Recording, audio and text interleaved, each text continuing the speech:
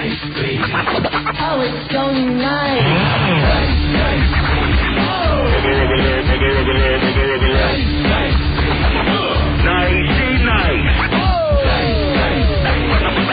I'm over here now. Gotta love the dice.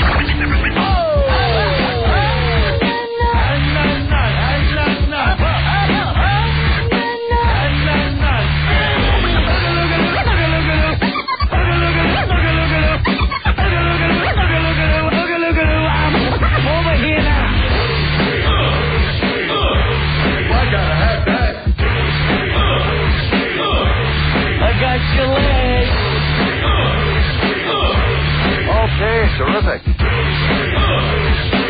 just stare at it, eat it. Just look at me like a chick with balls. He's a jerk-off. It's plain to see. He's a scumbag. Nice. I'm over here. Nice. I'm good like that, my friend. You're full of crap. Oh! Look what we did to you again. Dice, baby. Hey, it's the O&A Show. 212-757-1027. Whip 'em out Wednesday, isn't it, Anthony? Yes, it is. Notice we're starting to talk about Whip 'em out Wednesday a little bit more. As the weather gets nicer, getting a little warmer. That's when people start seeing the cans. It's staying light out. Right. Sun doesn't go down until after 5 o'clock now. Very nice. Basically, if you want in on Whip 'em Out Wednesday, just walking around Manhattan, you see the WOW stickers all over the place. Yeah. You need to get a WOW sticker on your ride. It's very easy. Just send a self-addressed stamped envelope to WNEW, 888 7th Avenue, New York, 10106, and we'll send that out to you, right? It's a two-pronged thing. It gets WOW out there. It gets you to see some boobs. And it gives our interns something to do. They answer the letters and stuff the envelopes with the WOW sticker. In between faking injuries and car accidents, right. Yes, they get the WOW stickers out to the faithful listeners of this show. Also, it's cool. A lot of people put the WOW sticker on their car just to support the show. We like that as well. Yeah. A lot of ladies put WOW stickers on their cars, and they have no intention of flashing their boobies. Right. It's just kind of a, hey, I listen to O&A, and it really stands out. You can see those things a mile away, man. Yeah, but don't delay. Get your self-addressed stamped envelope in the mail immediately, because when we run out, it takes 4 or 5 weeks to get the new stickers, and you're gonna lose out on all the fun that's gonna happen very, very soon. Oh yeah, I believe we're gonna start it up within 3 weeks. Have the big kickoff. The big kickoff party, you know. When it's a nice day, and it's Wednesday, and it's one of those real good spring days where you just know that there's no more winter going to be edging in. By the way, if you need that address, it's on WNEW.com if you're in your car. Because I used to hate that. Someone would give an address, you listen to your favorite radio show, you're like, oh, I can't jot it down quick enough. Try to jot it down on the back of like a McDonald's bag or something. I can't jot it down that fast. I don't know how to jot and drive at the same time. I was trying to jot, because you jot those things down, you just jot them down. But, yeah, that's another thing. You know, while you're on that, you got to tell people, if you're going to leave a message on an answering machine, make the number clear. You ever listen to a message? Very important. This is life or death. Call me. It's 718. And 20 times you're trying to go through it. You give it to you've done this to me a few times. Anthony, could you try to figure this out? And he gives me the phone. I'm like, no, it's 718. But it's better than that. Right. But sometimes it's just one number. 555-168.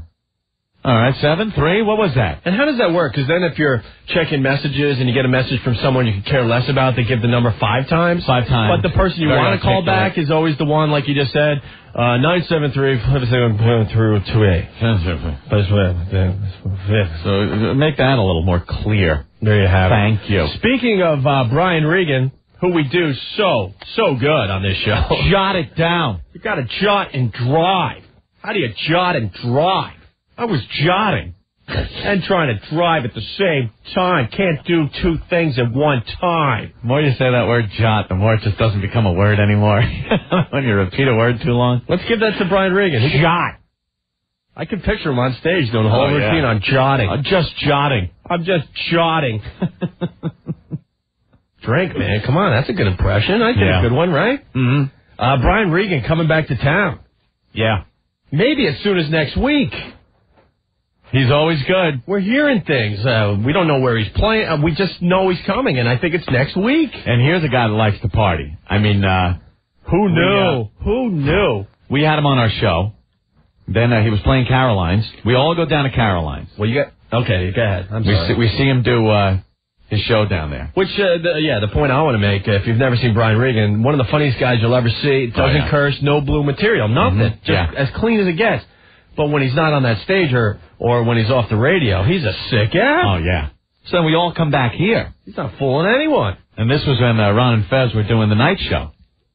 We all came back here and hung out with Ron and Fez until 3 in the morning. Just getting blasted, hammered. And Brian and his wife and everybody was in here just drinking. I kind of miss Ron and Fez not being on after us, like 11 o'clock. Honestly, I think it's saving our show, though. Do you think so? Yeah. those nights where I'm like going to bed at a nice hour and I'm setting my alarm clock. I hear Ron, Fez, and Ant. I'm like, oh no. Dude, those are great. That means one thing. Ant's going to be very hungover the next day. I don't care. I can function. No, I know you can. I'm just trying to bust your balls. It was that in the Friday nights. All right, do it on a Friday night. Yeah. We should have Ron and Fez on live 11 to 3 on Friday nights so we could come back here and hang out. You know what we should do is just, when we feel like it, we just come in and whatever's on the radio. Off. Because I really don't know what's on the radio, late night. We just come on, we turn off the big switch, and we go live. We just go live and have a drunk fest? We tell Ron and Fez, hey, tonight's the night. We're just going to, take over the station for a couple hours. Come in and just party and have do an impromptu show. It would make people listen to the late night programming here. Because you never know when we're going to pop on all drunk. You don't know when you're going to get the drunk guys. The Afro Show. That'd rock. Someone came up with the Afro Show. One of the Afro Show. Well, we're doing those, what are they called again, Anthony? Those acronyms? Yes. Someone came up with Afro. Yeah. Anthony, Fez, Ron, and Opie. Oh, there you go. The Afro Show. I missed the Afro Show. Good after the parties, too. Those company parties where everyone hates each other and walks around with drinks like we like each other. And then afterwards, everyone comes back here and talks about everybody that you hate. Now, see, the next station party we have, there will be no pretending. It's what it is now. How the hell are we going to do that? The last one we had was Christmas party, right? And that was right. Anthony. Yeah. Who are you kidding? There are people that walk around the halls now that I haven't talked to in months. I know. See him every day. It's a little uncomfortable. You just make believe you don't see him as you're walking down that long hallway. That's true. God, is that the worst? You start that long trek down a long hallway, and there's the person coming the other way, and you're like, oh, I hate this person. Oh, I can't deal with that. Then you got to make believe you care, the fake nod. Right. Make believe you're looking at something on the floor. Oh. All of a sudden you make believe like, I don't know, you had an itch on your face, and you got to move your face real fast. All that crap. Think of all the fun stuff that came out of us coming on late. The whole, Opie, do you think we care about your life? I don't think you'd have said that unless you were completely tanked. I wasn't that drunk that night. You had a good beer and a half, dude. Yeah, like I need beer to say those stupid things. Yeah, I know. Come on. Kind of miss it, though. I know when Regan is coming. These tickets are going to go fast. Now that Brian Regan has made a bunch of appearances on our show, now when he comes to town, I mean, these shows sell out like crazy. So when you find out and you really want to go, you got to call immediately. Chris, what's up? Caroline's, March 22nd to 25th. That's when he'll be there. That's next Friday. Yeah. Nice. So put the word out, and everybody get tickets now. Can we confirm that? It's in the Village Voice. It is, huh? Yeah. All right, call Caroline's if you want to see Brian Regan starting next weekend. Cool. Later, guys. All right, man. Bye. There you have it. Yeah. We'll all be there. Hey, man, I didn't make the comedy show last night. I feel kind of bad. Yeah, I know. I had some personal business I had to deal with. Nothing major, but I just couldn't make it down there. I heard we missed a great time. I heard there was a ton of listeners there. Well, it was got out of control. Ben goes, guys, just go on the radio and make believe you were there, It's like, we can't. We weren't there. Yeah, it was a great time. What, you weren't? I had a piss in there last night. Ben's like, hey, man, I'll fill you in. I'll tell you all the cool things that... Rick. all the cool things that happened last night, and then thanks, Rick. My fault. No, it's, you know what it is? Hey, where's the engineer? Where's Pete? All right, Pete, I'm not going to, look, just briefly, let me fix this problem, because it's been a problem that's been here. We were flowing, since we got here. Yeah, we were flowing. He's up on the roof, tell him to friggin' jump. We were flowing. We had like a nice little flow going there. Here's the problem. Anyone that knows, anyone that's been in here as a guest knows this, because they have taken my head off. Every guest we've had that sits in this chair takes my mother effing head off. Because, you see where I sit? This is where I sit, in front of the mic. Where's the headphone jack for me? Wait, you sit in front of the mic? See? I'm in front of the mic, right here in front of you. I did not know that.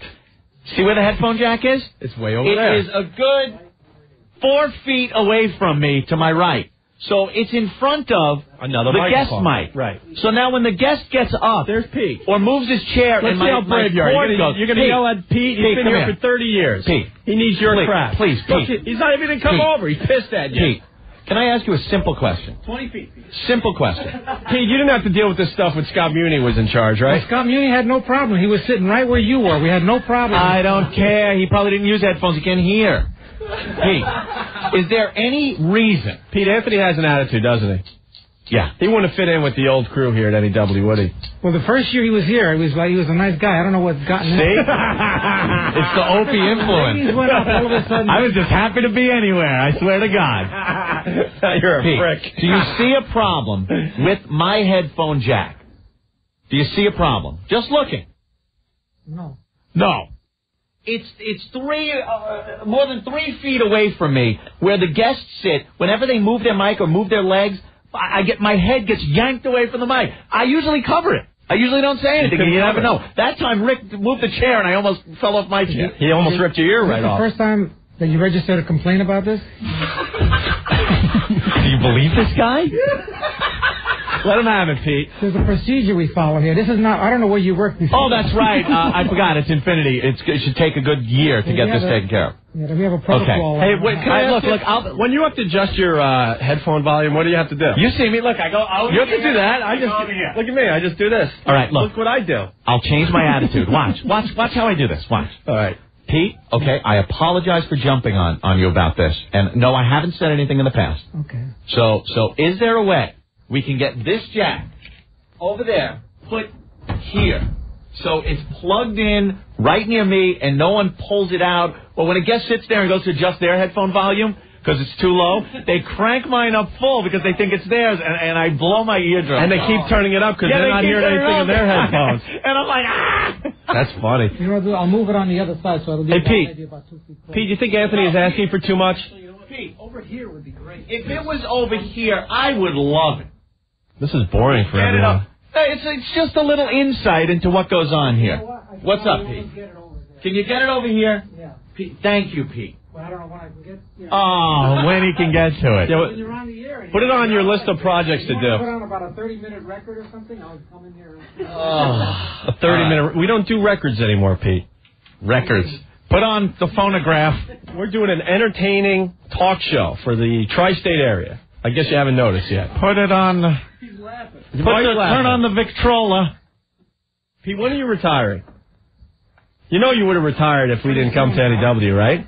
Forced retirement. No, we gave him a couple of good years. We gave him the new phone system put in and debug and everything. Screw that. We gave him lesbians. That's why he's not retiring. He was ready to go. He's delayed his retirement because of our radio show. Dude, he was ready to take Friday off until I told him what we were doing. Pete, is it safe to assume? Is it safe to assume that tomorrow I'll be able to plug in to a jack over here? That's 24 hours to deal with it. What else is pressing here at NEW that you would have to do something else? Yeah. If I come in and you're on the air, is it? Well, no. Now we're on the air. I think there is a good stretch of time that no one's on the air here. Wait, can I jump in? Opie, feel free. Pete, could you please do it during our show? Because I want to see him lose his ass. No, I'll be fine. I don't think so. You could do it during the show. Doesn't even matter. Remember in Boston when they would come in during our show with drills? Oh, they got hammer drills in the cement floor.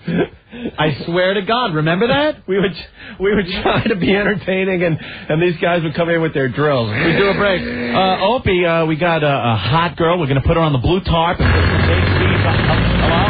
What?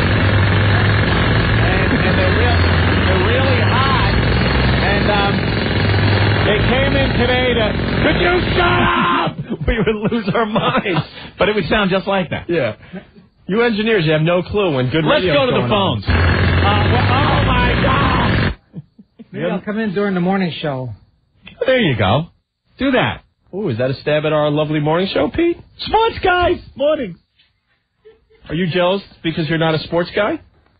No. Oh, look at you. All right, Pete. Look at Pete with a little dig.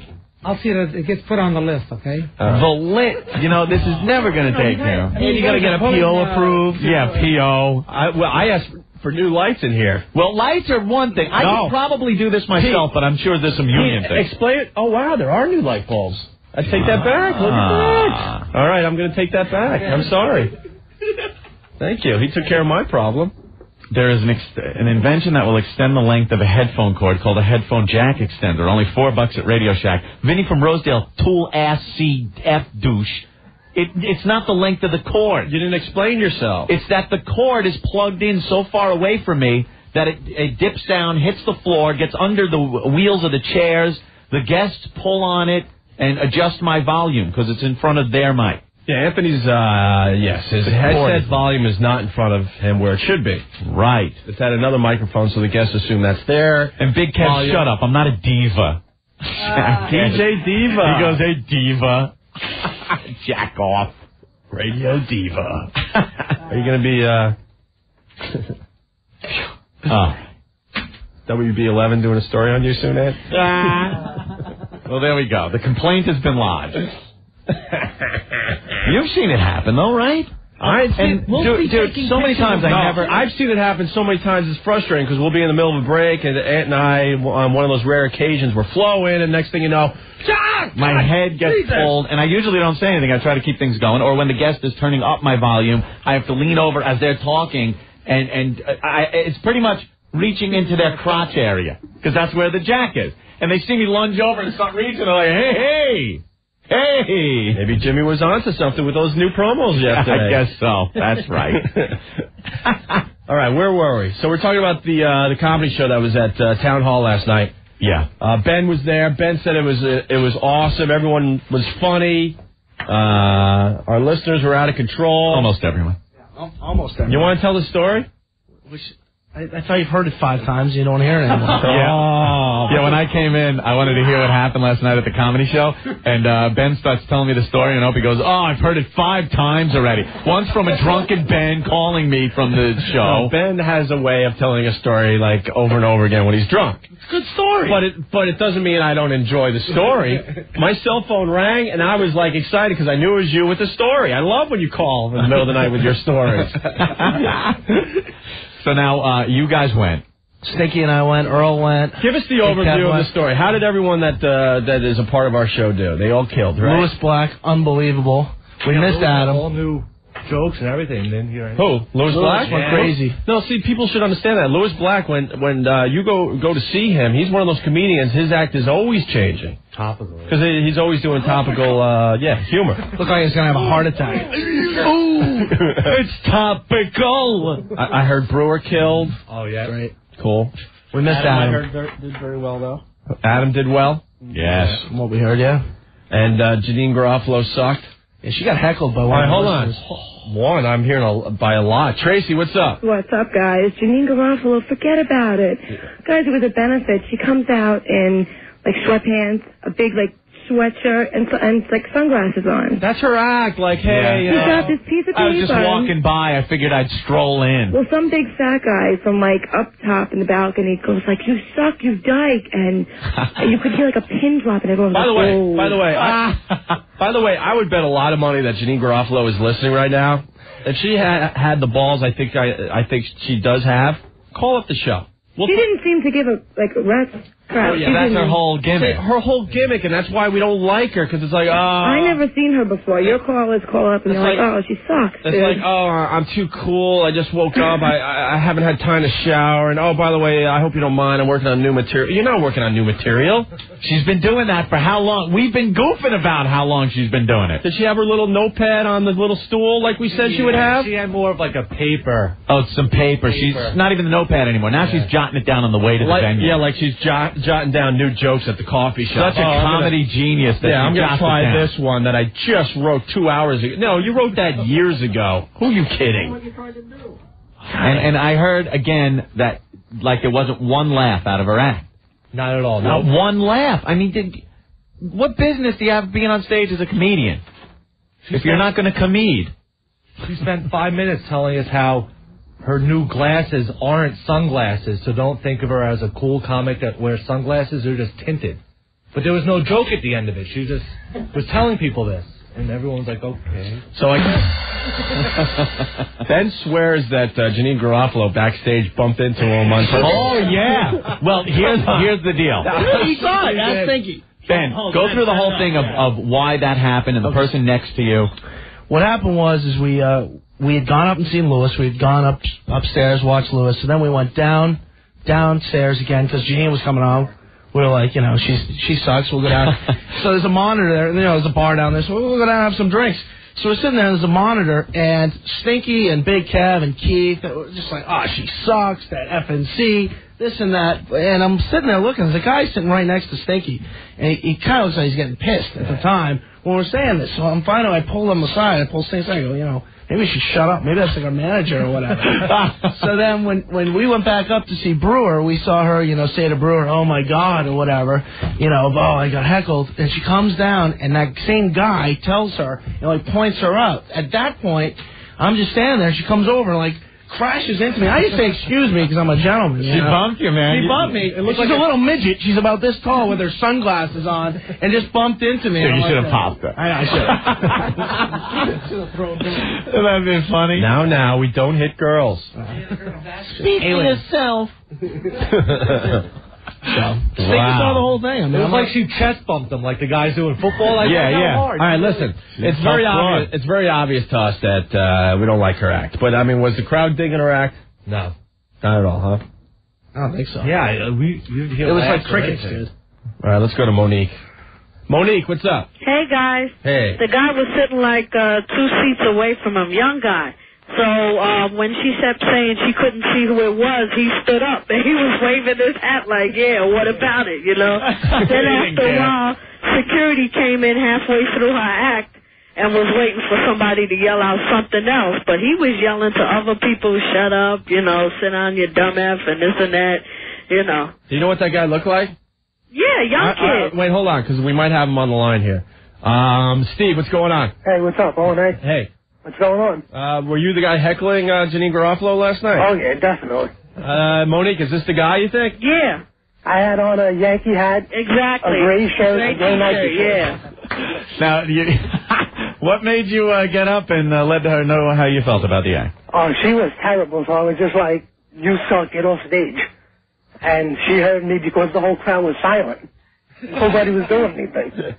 Oh, yeah, because no one's laughing. Yeah, because Ben swore that he could hear that she was all pissed. She goes, usually my jokes don't bomb that bad. Yeah. Blah, blah, blah.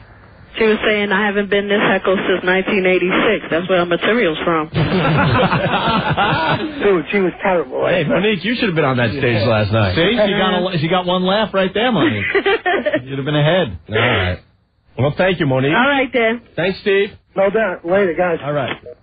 Someone's saying I'm being a whiner.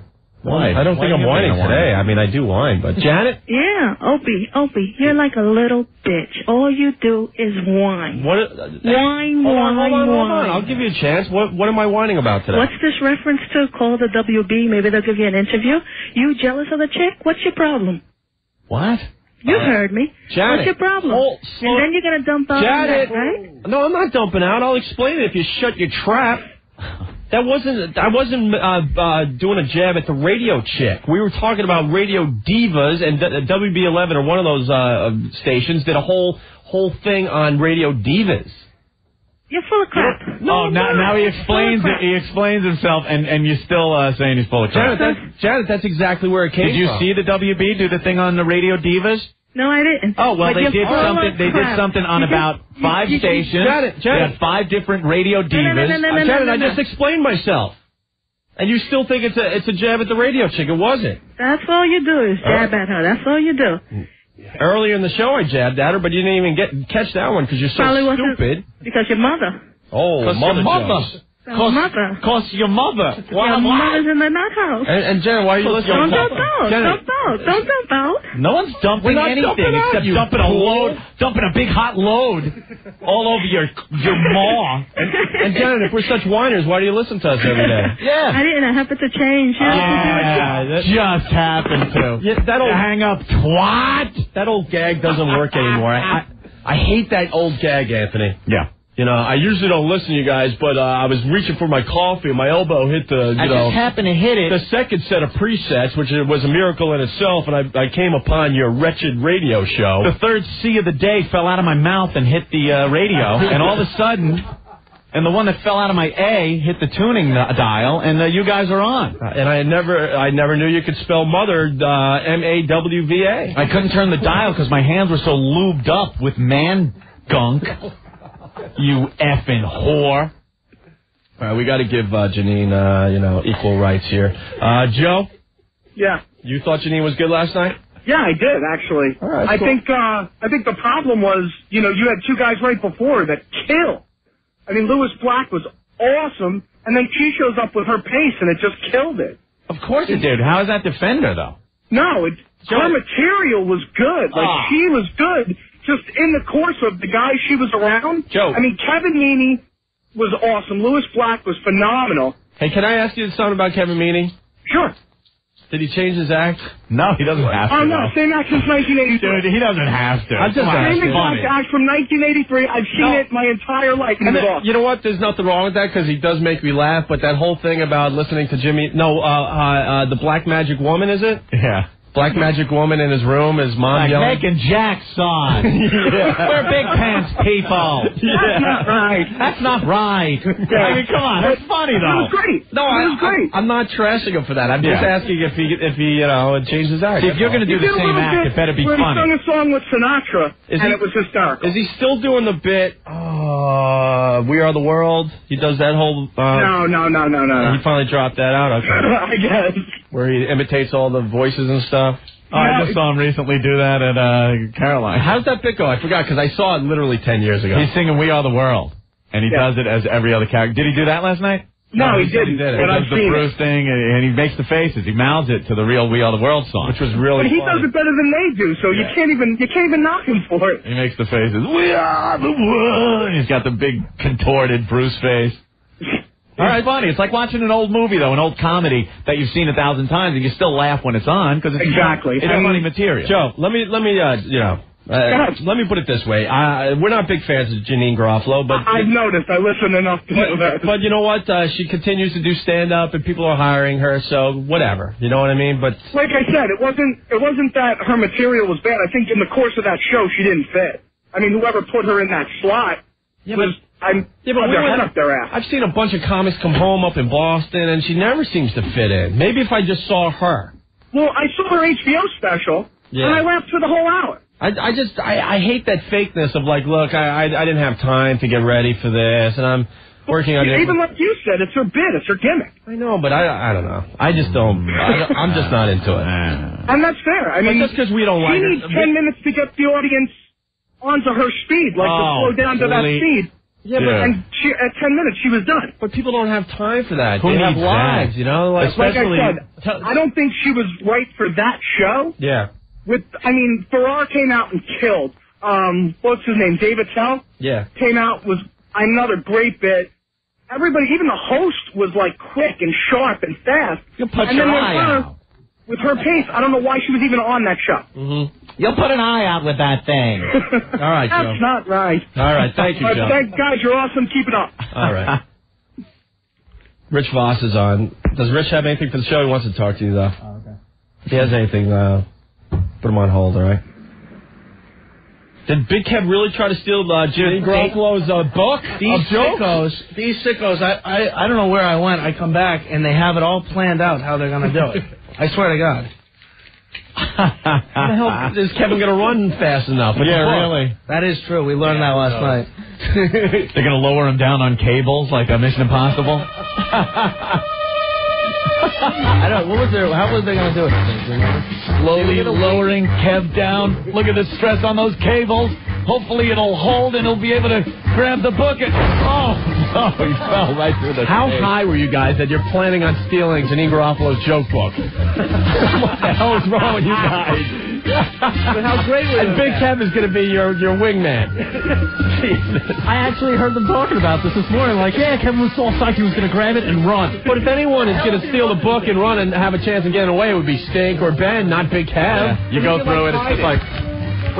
It's a prop. They're blank pages. Hey, TJ, what's up? Hey, how's it going, guys? Good. Hey, I really wanted to thank you for giving me those tickets to go last night, man. That was the funniest show I've ever seen. Brewer killed, man. That's very cool. He was, but Janine Garofalo, man, there wasn't, you could hear a pin drop. Really, it was dead. I was sitting right behind that guy who heckled her, and, you know, not for nothing, but he was a fat loser. As much as I, you know, hate Janine Garofalo. Yeah. He looked like, oh my God, he was disgusting. Well, all hecklers come off like real a-holes, but I think it's kind of funny. Yeah, well, new stuff I'm trying out just for tonight. But he just kept on standing up like he was a hero or something. I just wanted to throw him over the balcony, you know? Yeah, all right. But it, you know, thanks, hilarious. Thank you. Jim Brewer was the best. Brewer! All right, let's go to John. John, what's going on? Hey, man, the Radio Titans O&A. Why? I just got my card from the Stress Factory in Brunswick. Yeah? And Brewer's playing on 2 shows in April. Called them immediately, sold out. They're sold out already? The O&A show, sold out. Can't get a ticket. See, that's why we're warning you about Brian Regan coming to Caroline's next weekend. I'm telling you, get your tickets in advance. We're selling out all those shows for Brian. He's great. I'm doing it. I heard. Bye. John. I heard BattleBots Build Wire had a great time with our listeners. During his shows. You should have heard him talk about his shows. I go, hey, how were your shows, Bill? He goes, you know, Thursday night there wasn't that many people there. It was really quiet. I come in and do your show on Friday. My shows are packed, but your listeners are a bunch of a-holes. Yeah, you guys. Sometimes you gotta be quiet and let the comics do their thing, man. They're not quiet when we ask them to, but like for the XFL thing. Or, I know. You know, someone like Bill Dwyer that doesn't really understand us or our listeners yet. Right. You gotta like break him in slowly, man. You know what it is though, and I think this is the God's honest truth. They need a road show. Yeah. Because the road show, you say whatever the F you want. Yell it out, it doesn't matter. Right. And that's what I think our listeners need. It's been a while. Well, we're going to be doing a road show, hopefully, within a week. Yeah. We're going to get this together very, very quickly, so keep listening for details, all right? Yeah. I remember the first time I went to see Brian Regan when he realized that our listeners are a little off-center. Yeah. You know, he's doing his act. He's done it a million times, and usually people just are quiet and listen and laugh, and you laugh really hard when you see Brian Regan. And all of a sudden, we're sitting in Caroline's, and I swear to God, I wanted to go under the table, because all of a sudden people are just going, the big yellow one's the son. He didn't know what to do. I know. He's like, I've never been heckled by a comedy, crowd before. Heckled with his own material. With his own material. That's a new one. So then he awkwardly tries to, go into that bit, which was funny in itself, you know? Oh, yeah, speaking of that, you know?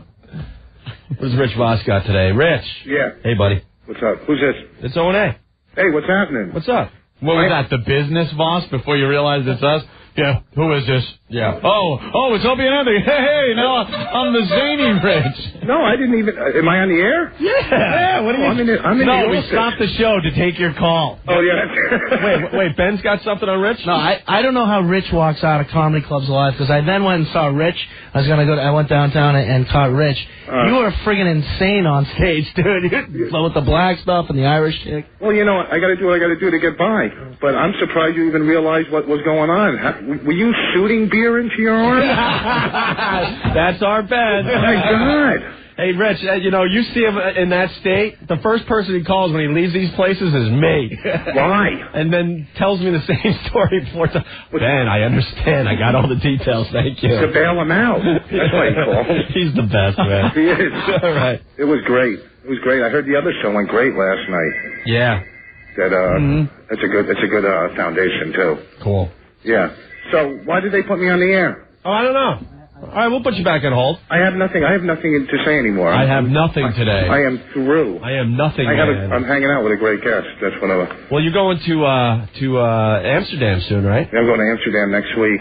All right, we'll have some stories then, right? We've been looking at some websites from Amsterdam and seeing the hookers and stuff. Oh, yeah? They have some quality-looking hookers there. Rich, some guy sent me a ton of pictures from his trip to Amsterdam, and I'm like, I want to go. They're not hookers. They're window mats. Now, okay, that's what we want to know, because he showed us these pictures of these window models, and you're assuming that's the girl you get to sleep with, because she's so hot, she's in the window, it's all red lights. No sleeping, Opie. They're beautiful. Listen to me. They're 10s. They're not, these aren't like toothless hunchback broads. But you get the hot ones from the window? These are the good girls. These are the girls that say no to Norton. Listen to me. Yes. These are hot girls, and it's 20 American. I've never done it. This is what I've heard. Yeah, sure. But can you do the girl that's in the window? Yes. Oh, see, we thought they were put there as like advertising. Yeah, and the real product's a little sleazy. Then they open that back door, and there's like a bunch of toothless wonders coming at you. No, it's all little. They're all like separate little rooms, and they all have their like little room, and they bring you into it and stuff. Listen. I mean, this is what my friend told me. And, yeah. My friend told me, and you go into the room, and, they say 100 Gilda, which is like 40 American. Yeah. And, I say no, 50 Gilda if I was going to do it. And, I mean, you can't go prime time on a Friday or Saturday prime. You go later in the night or whatever. Uh-huh. Great deals. I'm telling you. I love it. I'm going next week. Yeah, well, call us when you get some stories, all right? We saw the big pot tree. There was just like pot growing on the sidewalk. That was like an 8-foot pot tree right outside a coffee shop. It's unbelievable. Did I tell you I went to the Anne Frank house when I was there? Yeah. How they commercialized the Anne Frank house? What do they do? Well, you go to the fourth floor where she hid from the Nazis, and then you come down on a water slide. A water slide, I went twice. Sends you right through the gift shop. Yeah, I'm up at my manager's office, and all these girls are coming in for, like, this audition. Are you here for the audition? Yes. Hi. You're going to have to read with me. Okay. There's a make-out scene, too. You don't do make-out scenes? Okay. My manager has an office with these casting people, and all these hot girls are walking in. Nice. She just said she doesn't do make-out scenes. Well, I guess she won't be working in Amsterdam. So. All right, Rich, we got to take our break. All right. Can I speak to Rick? Yeah. It was good talking to you guys. Definitely. Hold on, Rich. All right. There he is, Rich Voss. Psycho Mark. Hey, what about the shower there? It's got 3 nozzles at the Anne Frank house. One for the hot water, one for the cold, and one for the Cyclone B. You are awful, man.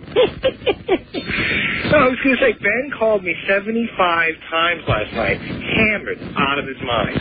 That's what Ben likes to make phone calls when he's drunk. I love the hammered Ben. I think we all know that. I got to tape him someday. If you guys think I'm bad, he is 15 times worse when he's drunk than me. That's phone No rock. way. That's impossible. No, you are. You're a complete full-blown alcoholic madman. Listen, it was coming from you. I should know. I'm the craziest. No, I do have a story to tell. I went out with Ben and Psycho Mark once, and it's going to be hard to believe, but Psycho Mark was so embarrassed to be in the same place as Ben, because Ben was losing his mind. He was hammered, and Psycho Mark's like, dude, shut up, chill out. Remember that, Mark? He's the guy that has to hit you 15 times on the back in 30 seconds. Hey, dude. Hey, what's up, dude? Dude. Hey, dude. Hey, dude. He was supposed to call me last night to go to the comedy show. I said, call me at 10 o'clock, because that's when I get out of work, and I'll go. He calls me at 11:15. Is this true? I'm hearing it's a stereotype that the Irish love to call people when they're drunk. Is that true? I personally put the phone down. Because I remember Psycho Mark would call a lot of people when he was hammered. You do it now. Do it on our show. I'm hammered right now before the Paul Thorne show. All right, Mark, we got to let you go. Give him some AA treatment, will you? All right. Hey, your year anniversary's coming up. I hung up already. It's year anniversary of the famous gag. Yeah, St. Patrick's Day. Remember we did that event at La Barbat? Yeah. And Mark proceeded. he was already trashed, and then he went with Earl to New Jersey, and then he recorded torture. It's torture. Yeah. Hey, we got there really fast. We'll play it going into break. You may be part of the I Can't Think. This is when Psycho Mark had a serious job around here and would have fun on our show. He was the production director, and he had to record some spots. He was out hammered for St. Patty's Day, and he came back to the station and recorded this. Here's the community.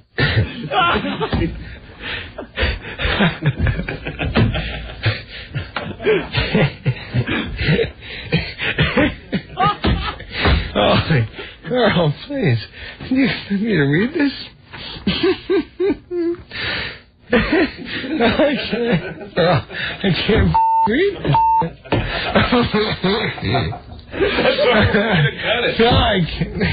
All right. So it's hot. We're running hot. These are great, man. It kills me. This one's hilarious. Here's a mudslides on TV here on the Discovery Channel. This is great, Earl. I like watching mudslides and trying to read copy at the same time.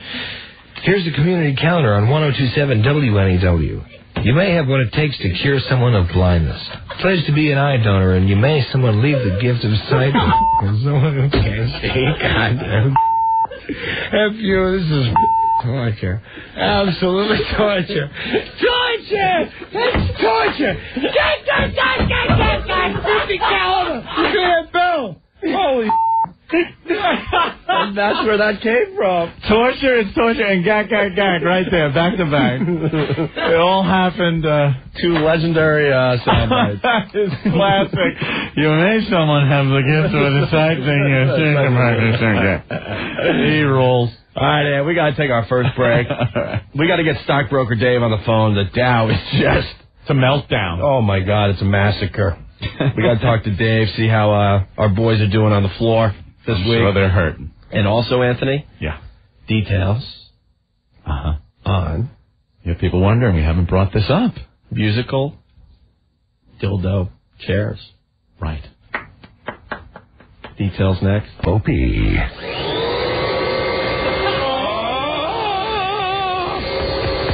Oh, God damn it!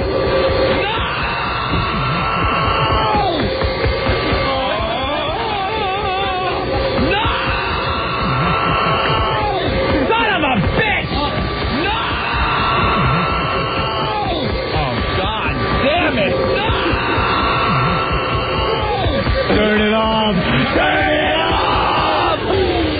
I'm a mental case. 102.7 WNEW. Whatever, Ben. That's funny. You gotta warn me, though. Seriously, look. Even that promo gets Opie all weirded out. He does not like vacuum cleaners. Today in the office. Remember that when Eddie came in? Eddie came in to vacuum the office. Live and la, live and la, live and la. Eddie. Where's the plug? So he plugs in the vacuum, and Opie sees him coming in with the vacuum and just starts freaking out. And then when he turned it on, Opie had to leave the office with his arms waving in the air as he's walking out of the office. Like, ow. It's just one of those things. I can't explain it. Is it the sound, or does it have some kind of a thing, just the vacuum itself? The sound goes right through me. No, seriously. It really does. We touched on it. I mean, maybe my brothers could get involved. We'll tell another family story. But my mom was a vacuuming freak. Loved the vacuum. I guess when you're trying to keep a house clean that has 7 kids in it, then you got to do a lot of this stuff. I don't know. Cement dust in and whatnot. Yeah, right? And we'd be in the living room, minding our own business, watching the Little Rascals or whatever was on TV, and all of a sudden... You were the Little Rascals from what I can tell. And my mom would come in with her bathrobe, her blue bathrobe that was rotting, and her slippers that saw better days, and start screaming, "Feet up! Feet up?" Yeah. And when she would clean the living room, literally every half an hour. What, every half hour? It seemed like it, sure. Because I know, nothing on that whole, at that scope. But I think everyone's mom a little psycho when it comes to that. Because I know my mother always would, Sunday morning, She'd wake up and just lose her mother effing mind. Vacuuming. You get up, dust. This place looks like a bomb hit it. Dust, that's right. And we'd have to get the pledge out. Hey, I'm dusting, I'm doing this, I'm vacuuming, I'm Windexing the glass top tables like little slaves around the house. And then when you heard that phone ring, and you heard her answer the phone and go, hey, how the hell are you? And she starts talking and like, oh, stand down. Yeah. And that's when you made your move. You went up and went, oh, God, the friends are outside. I'm going to go outside. And then she just like wouldn't even look at you, but she waved the hand like, go. Yeah. Mom, I'm going outside and we're playing Evil Knievel. Yeah, and then she just go. Yeah. And you'd be able to make your break. One of the funniest things, though, it's not going to translate good to radio, but this was one of those things in my family. My mom would come into the living room with the blue bathrobe, screaming and yelling with the vacuum and the slippers, the same blue bathrobe for, I don't know, 15, 20 years. We should have bought her a new one for Christmas, for Christ's sake. So years later, we're older now. We're hanging out at my parents' house. I don't know. It might have even been a holiday, and my parents were out. So all of a sudden, we're watching TV, and out of nowhere, the same thing, feet up, and the vacuum comes flying into the living room. So we all look up like, I can't believe our mom is doing it. We're now old and stuff, older.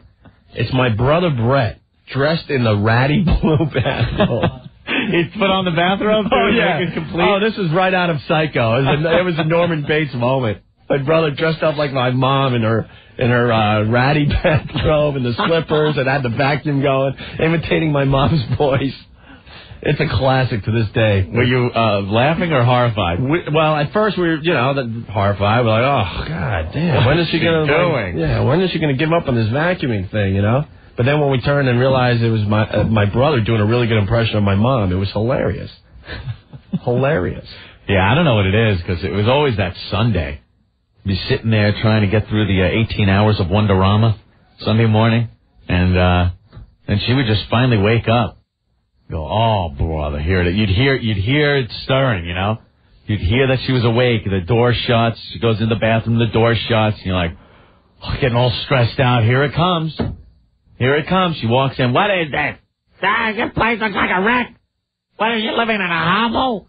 Clean up. And you're just, oh, God, Mom, I know you're miserable. Did you have to pass it on to everybody else? Jesus Christ. I guess she's obviously past that point, and me and Joe and Dawn talked to her about it and stuff. She's like, oh, I got to apologize. I wasn't a happy person back then. No crap. You ain't got to tell me, Mom. Jesus. Clean up. It was like, clean up, Mom, if I knew back then as a kid, I'd go, Mom, no matter how much we clean this house, it's not going to cleanse you of your miserable feelings. See, what you're doing is trying to... No wire hangers ever! Just because Dad's an a-hole doesn't mean you have to take it out on your children. You have to pass it off to us. I can understand me and Joe. We kind of look like them and stuff, but Dawn, you don't have to treat her like a little ragamuffin. I mean, we were 1 second away from it's a hard knock life. Like ready to start dancing around with the mops. It's awful. Boy, there's not going to be a sig pickup on OpieAnthony.com in the very near future. JJ, what's up? Hey, what's up, folks? Same goddamn thing with me. With the vacuum? Yeah, it kills me. I don't know what it is, but I mean, like when Eddie was vacuuming the back office today, everyone was looking at me waiting for that reaction. I'm like, guys, I'm not going to fake it and do an over-the-top thing, and I just had to get out of the office. It just kills you for the day, right? It puts you in such a bad mood. No, I just feel the hair on the back of my neck. It just stands up, and my head actually will twitch to the side. He was twitching. He's twitching. Dude.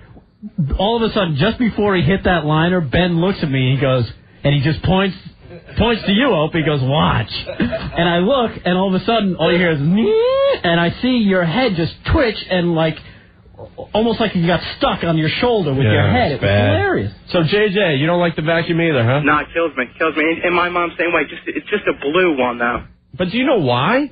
No, I don't know why. None of my other brothers and sisters have this problem either. Yeah. Just me. All right, cool. All right. Thanks, JJ. Bye. Yeah, parents don't know what they're doing sometimes. Things that you never that you just think is something in passing just sticks with you forever. So look at that. See, now that's something that'll just be with you forever. Paul, what's up? Hey, Paul. Hey, what's up, man? Listen to this. I get home from work. Every friggin' day this happens. I walk home. My mom's got the white around the goddamn nostrils. I walk into the bathroom. The mirror's off the friggin' wall. There's razor blades all over the place. And she cooks me a goddamn dinner, and she's acting like she's a good friggin' mother. I'm sick, very angry. Wait, watch the cursing. I won't curse. Paul, are you trying to say your mom's a cokehead? I hate when my mom gets coke and tries to cook me dinner. She's sniffing coke. Okay, I used to do K, and I caught her doing K one time. She sniffs coke every goddamn day. Sometimes I think she cooks with it. She'll cook up some bread or something, and I'll eat it. My lips are getting numb. I'm feeling a little goddamn hyper. I don't know what's going on. Makes a great marinade. Yeah. Whoa, that's heavy duty. Wow. All right, Paul. Thank you. I learned it from you, okay? I learned it from you. That's heavy. I don't know. Dave, you're next on WNEW. What's up, buddy? What's up, guys? Hey. Listen, I'm mentally scarred from my mother vacuuming. All I do is vacuum now. It's crazy. I'm mentally scarred from that. She used to vacuum at 7 in the morning. It was insane. I'm just the opposite. It was crazy. Some people get hammered into being like these clean freaks when their mother does that to them. And clean up. Now I'm just like... See, my mom would come into our rooms if our shoes were out of place. She would scream her head off. Yeah. So I went the other way, man. I'm a slob. She made me go the other way. See? Yeah. I'm a complete slob. That's what I do. I remember, and this was another thing my mom used to do. She'd do the laundry, fold up the clothes, and put them on our beds. And we would just not put them away. We'd go to bed and have our clothes on the end of the bed. So I'm in there, and she'd be like, "Why can't I? I do the laundry. I put it in there. I ask you to do one thing, put it in the in the dresser." And I'm just like, "You brought it all the way in here. Why couldn't you finish the job?" All right, let me ask you this. Put it in the drawer. It's in your arms. Let me ask you this. That didn't go over well, believe me. So but let me ask you this. What? I will top this. So what happens if you don't put the clothes away, Anthony? No, because then I got, all right, I'll put them away. And then I put them away until next time when I don't, and she yelled again. Why? What happened when you didn't put them away? Well, in our house, your whole room would end up on the driveway. No, stop. Oh, yeah. Stop. Now you're getting silly. No. She would take everything in your room. Oh, it would go from one extreme to another. Like if she put the clothes on the dresser and maybe a day went by and the clothes were still not put away or whatever. Oh, no, there was no talking back. You come home from school. And your stuff is outside. Oh, yeah, the whole room on the driveway. That's a little weird, man. Wow.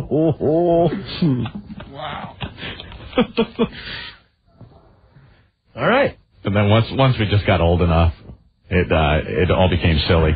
Because then she'd try to yell at us and we'd just leave. Going out. Screw this. All right, listen, we got to take a break because we went late in our first segment. We're going to come back and talk about our cute little game called Musical Dildo Chairs. Mm-hmm. Could go down as the best bit we've ever done. Oh, yeah. And we'll give you the details next. Hour by Opie and Anthony. Serving New Jersey, Connecticut, Long Island. This is 102.7 WNEW, New York. Hey, what would Cartman sound like smoking pot?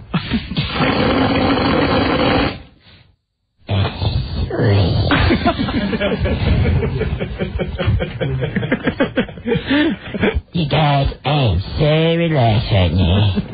Can I get a cookie, please, man? Man, can I get a cookie?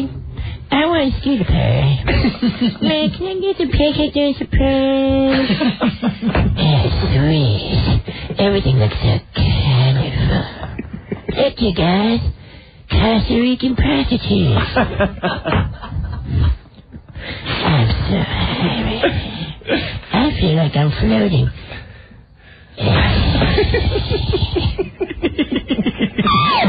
Gentlemen, start your whacking.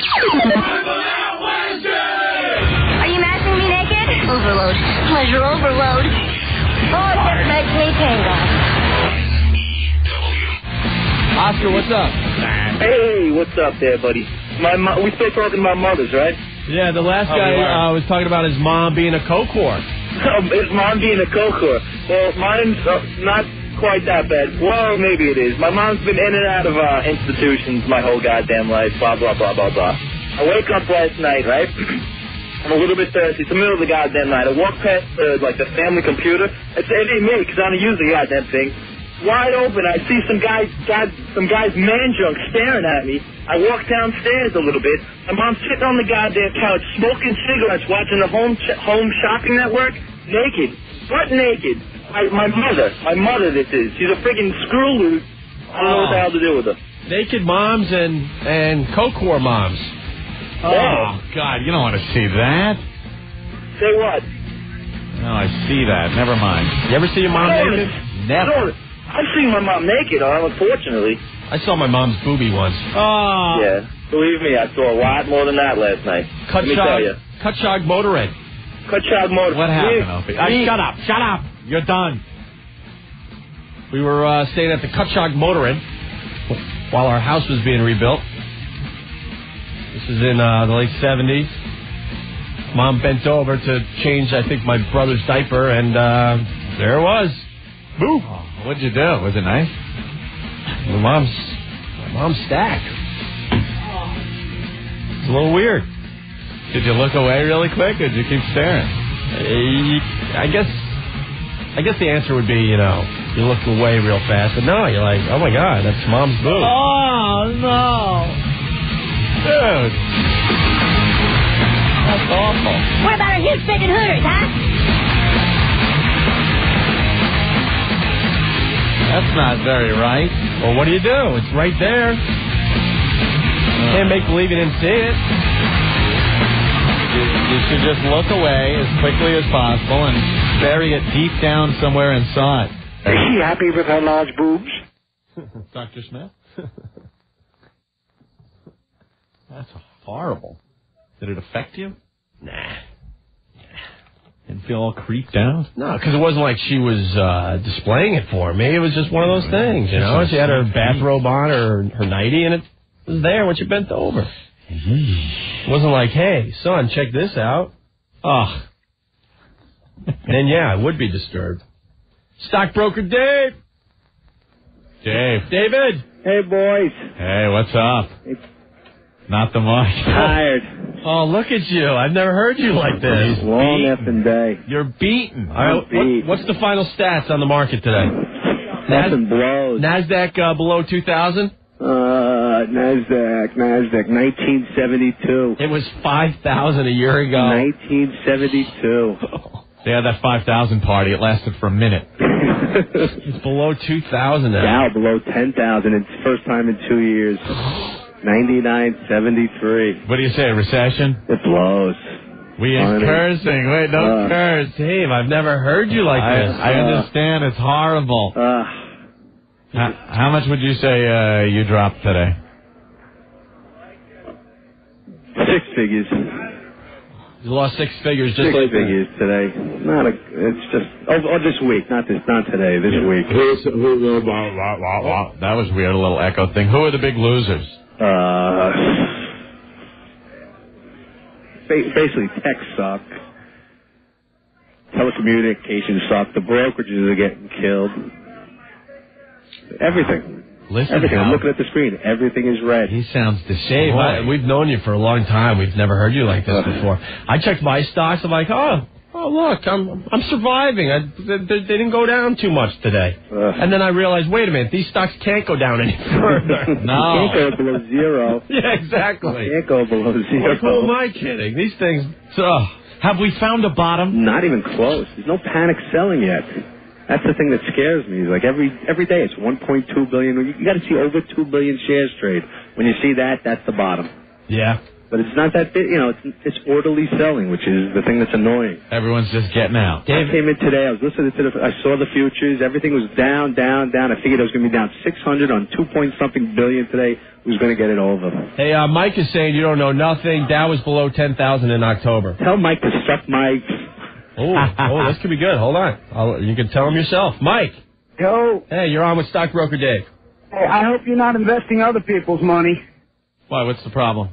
Dow was below 10,000 October of this past year, not 2 years ago. You worked for it. Thank you, Mike. All right. He's listening to him. Yeah, Dave doesn't want to hear this stuff today. He's all. Dave, you said. What? You gonna go drinking? Yeah. Yeah. I think so. I wanted to invite you in to play, win Stockbroker Dave's money, but I don't think you have any. Yeah, what's the girl going to do for $1? Remember those days you'd come in with that big wad of cash? Yeah, it's not. I heard you talking about stock or two losing 15 pounds. Yeah. Yeah, we lost some pounds today. I'd imagine you did. Quite annoying. Quite annoying. You used to show off that wad, not anymore, huh? No, there's no wad. All right. Listen to him. Wife's going to leave me. My kids are going to hate me. I feel bad for him. Yeah. Oh, you poor bastard. when can we look for an upswing? Anthony, you need a day that has over 2 billion shares with it flushed out. So we need like a 600-point loss? With 2 billion shares. With 2 billion shares. When you see that, that's the bottom. Dave, can I put you on hold for a sec? Sure. You never know if this stuff is true, but I got to go to Victor really fast. Victor! Hey, what's up, buddy? Hey. How's it going? Yeah, there's some freak over there, 59th Street. Yo, dude, Obviously, that was fake. That's all I had to do to you. There you go. I thought it was fake, but it was worth a shot. Anyway, go ahead, Dave. So we need we need even a bigger loss? You just need volume, and we haven't had volume. Every day it's the same thing. Every day it's the same thing. Hey, have you heard of... Nothing to look forward to. Great. A more important note. I invested in Brewer's new movie. Did you hear anything about his new movie? You did? Yeah. You're not kidding? I am not kidding. I don't know. We saw some of it. It looks great. What'd you think about it? What is it, Crossing the Line? What, his concert film or something else? No, something else. Oh, I don't know. That's still. I guess it's too early on that. Okay. All right. Brewer's in it. Otto and George? No. Hey, Not that Michael, one? who else is in Brewer's movie? Michael, who else is in Brewer's movie? Burt Young from... Oh, okay. We did hear a little bit about that. I think it's... Tony Dara from Goodfellas? Yeah, I heard a little bit about that. Yeah, so we put some money... Colin Quinn? Cool. Good lineup. You heard nothing about it? No, not yet. I think it's too early. Okay. Yeah, don't worry. Yeah. That's the only thing I got going for me right now. All right, Dave. All right, boys. We'll let you go. All right, kids. All right. I'll speak to you soon. There he goes. Bye-bye. We've never heard Stockbroker Dave sound like that. He's a broken man. He is a broken man. Another mom story coming in, Anthony. Where are these coming from? Bruce, what's up? Yo, man, you kind of brought back some memories. Remember Sonny Fox on Wonderama? Mm-hmm. Okay, well, when I was a kid, man, I walked in. You know how you walk into your mom and dad doing it? That never did that. I said, oh, my God. boy. He's Italian. He says, God's going to kill you. You knock on the door. I said, oh, my God. Right? So you walked in when your dad was, trimming up mom. I just saw some legs open and a razor blade, man. I said, oh, my God. Stay out the bushes. And then you know what was funny? Huh. When I became an adolescent and I started shaving, my father walked in on me shaving my face. And he goes, hey, son, what are you shaving? I said, are you still shaving? And he said, you son of a bitch, you remember that day? Thank you, Bruce. Hey, I wanted to, You shared. All right. Let's go to Kevin. Kevin, you're next on WNEW. Yo, yo, yo, yo! Hey. The musical dildo show is going to be bigger than the friggin' Super Bowl. Musical dildo chairs, yes. Listen up, guys. Yeah. I'm having a musical dildo chair party. I'm getting little Jell-O cutouts of dildos. Yeah. I have a chair-shaped pizza cutter for my pizza pies, and then we're gonna have little pizza pie chairs with dildo Jell-O on top. Very good. That's for the Dildo Super Deluxe Dildo Musical Chair Show on the O&A show. All right, we got to give the details now, Kev. Thank you. Well, listen to this. Huh. Not only that, I got my girl, right? She's going to be wearing an apron giving out raffle tickets. And every time a girl gets scooped up in the veal flaps, somebody's going to win a prize. All right, cool. Have fun. Scoop up the veal, because... All right, Kevin. Veal flaps? Anthony, in case people weren't listening, late in the show yesterday, it got great around here. Well, yeah, it was a slow-moving show yesterday, but we ended with a bang. We came up with a great new idea. Yeah, another bit we obviously ripped off. Musical dildo chairs. Right. Now, we made a promise to the lawyers and Ken that we would play this very carefully on the air. Yeah, of course. So when we actually play it on Friday, we might have to make it sound like it's mostly just musical chairs. Right. But the faithful listeners will understand, and we'll explain as much as we can. We will use words like the appliance. Right. The apparatus. Correct. The device. Correct. But you will know we are talking about dildos. Yes. It's code. And when you play musical chairs, you need, music, obviously. John Valby will be playing the music live. Live soundtrack to musical dildo chairs supplied by John Valby, Dr. Dirty. It's going to be a great show Friday. Can you just picture him playing his piano? That cheesy party music? So, Anthony, the details, if you will. Well, we have how many girls so far saying that they're going to do this? At least 20. 20 girls, and we're not stopping. Ladies, any more ladies want to get in on this? Call. Yeah, we have a trip up for grabs. Yep. To WrestleMania in Houston, Texas for you and a friend. We're overbooking this event because we need the girls to show up. We will have girls, and we will have chairs, and we will have these various apparatus. Wink, wink. Nudge, right. The girls will then walk around the chairs just like in musical chairs as John Valby plays a song. When the music stops, they must be on a chair. Yeah, you could just say, sit down. They got to sit down. What's dirty about that? There's nothing dirty about... sitting down? Sitting. No. Musical dildo chairs. Right. What are you laughing at, Joey? And we will be confirming that the ladies are sitting. Are seated. Correct. Yes. Yes. Confirmation of veal flaps? This contest very similar to Sex for Sam. Remember that? Yeah. Where we have people that have to confirm what is going on. Right. There must be confirmation that these girls are indeed sitting properly in their chair. If I could say that, the last girl standing will win the trip to WrestleMania. When it's finally over. When it's over. Yeah. Hopefully we're going to start with 20 girls. Now, obviously, there's one less chair than there is girl. Right. So when they all sit, one girl is not going to be, she's going to be left standing up. She's out. Yeah. Then we take away a chair and an appliance, apparatus, whatever you want to call it. Right. And the rest of the girls go around, and we repeat this over and over and over again until there are 2 girls left and 1 chair and 1 appliance. And when the music stops, whoever is in a seated position wins the prize. There you go. There you go. Someone check with Ken and see if we explained that correctly for him. I think we're doing a great job. Because he's a little nervous. Stalker Patty. Stalker Patty. Hello? Thank God she's not there.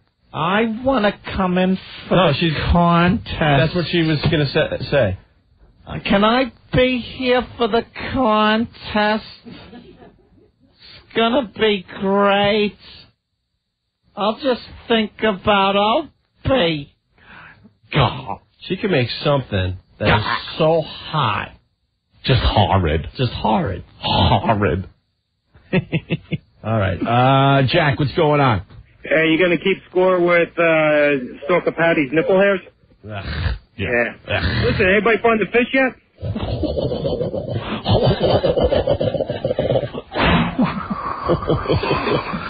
I guess not, huh?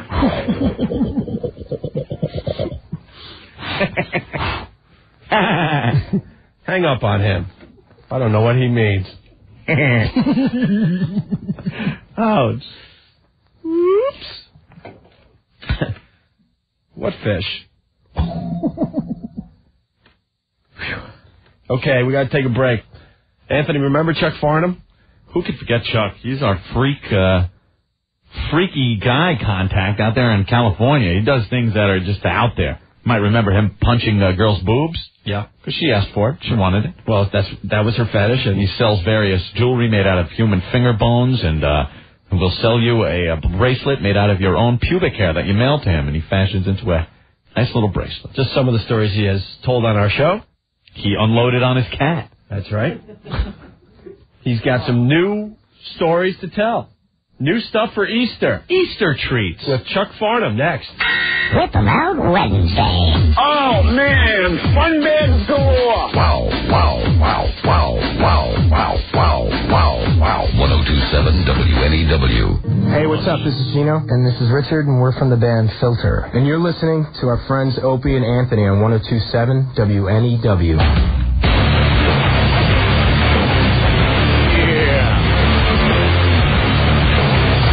Those guys were so effing cool when they came by for a visit. Too bad they were so hammered they might not remember they were ever here. Yeah. Because it's been hard to get them back on the show. We had a lot of fun with them. Well, they're in between albums, Anthony. Yeah. In between CDs. 212-757-1027. Drudge Jr. on the phone. All right. Drudge Jr.? Yeah, what are you talking about? I have a news story about WNEW. We had somebody on hold that said they were Drudge Jr. And then they hung up. That person was lying. Ah. Are you saying someone is impersonating you, Drudge Jr.? Probably that same Derek. So you don't have any new news on WNEW? I'm working on something, but nothing yet. What are you working on? Well, come on, what are you something about your contract and some other guy. Yeah. You know, I'll know who he is. All right, some other guy and our contract. Yes. All right, and you're working on this. I'm not going to say anything now because I don't want to get in trouble like I did last time with the fake story. In the Drudge Jr. newsroom. So you're working on a story about our contracts. Yeah. How are you working on it if you're on the phone right now? Are there reporters running around your house or your room? Kind of. You got some leads, though, right? Yeah. All right, you'll call us when you have something concrete? Yes, I will. Let us know, because our GM doesn't tell us anything. Right. Tell you what, put me on hold with Stinky again. Why? I have to ask him something. What do you have to ask him? Stinky's the source. Stinky. Stinky. No, it's not Stinky. I just want to... Wait, get Stinky in here. No, it's not anything about him being a source. Stinky, are you Deep Throat? Are you the source? That's what he said? No, he goes, put me on hold. I have to ask Stinky something. Are you the source? I just want to make sure nobody fakes me again and...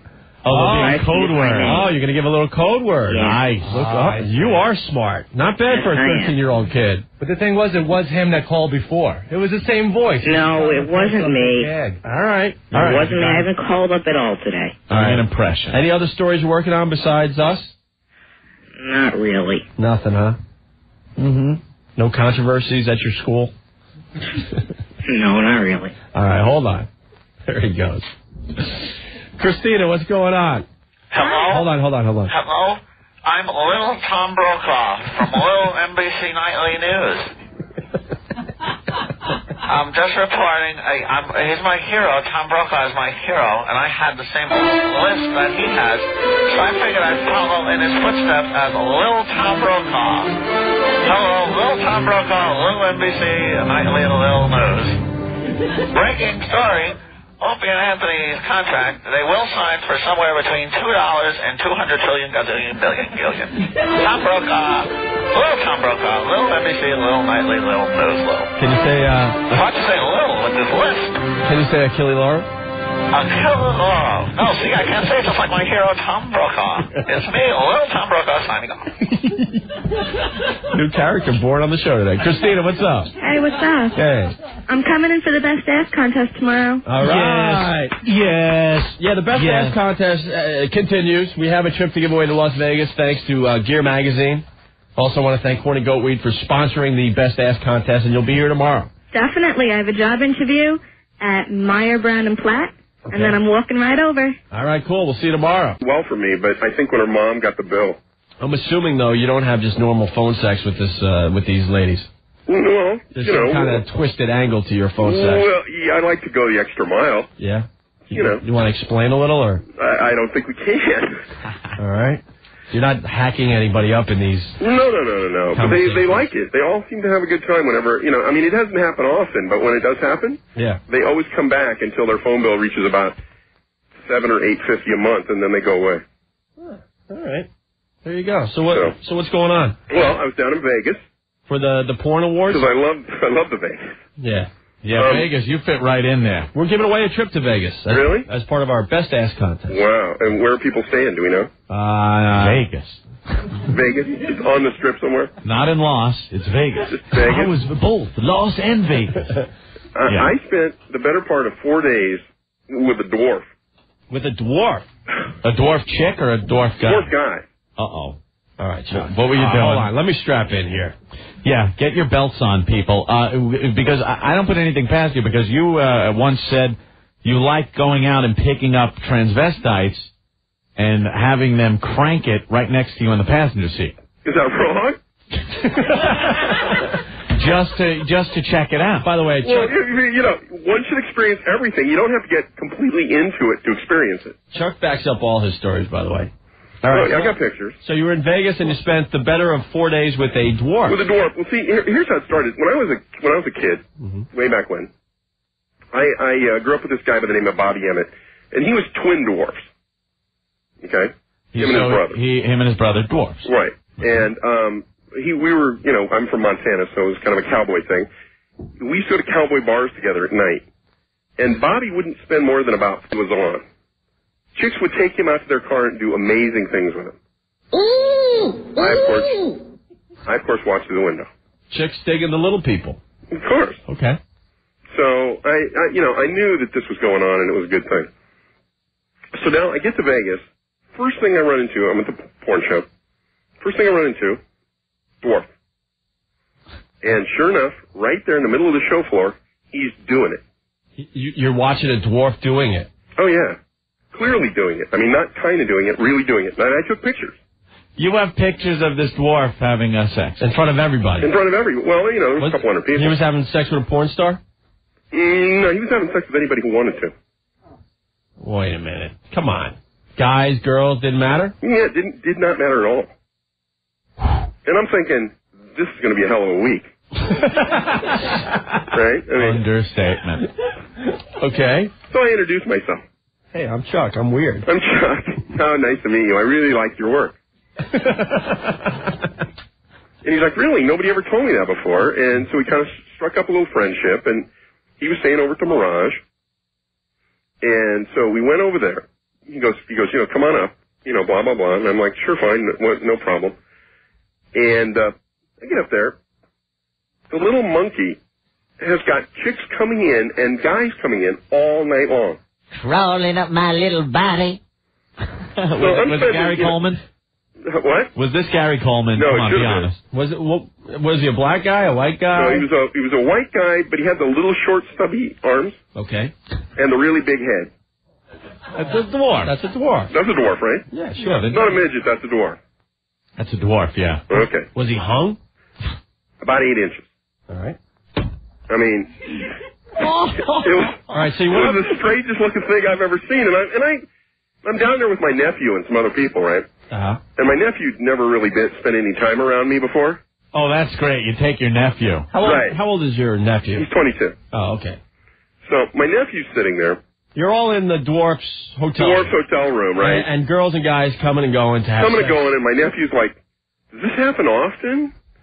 Now, why are they coming and going into the room there? Just to take a peek at a naked dwarf? Or? Well, no, because that's his thing. Apparently these chicks like to be done by the huge dwarf.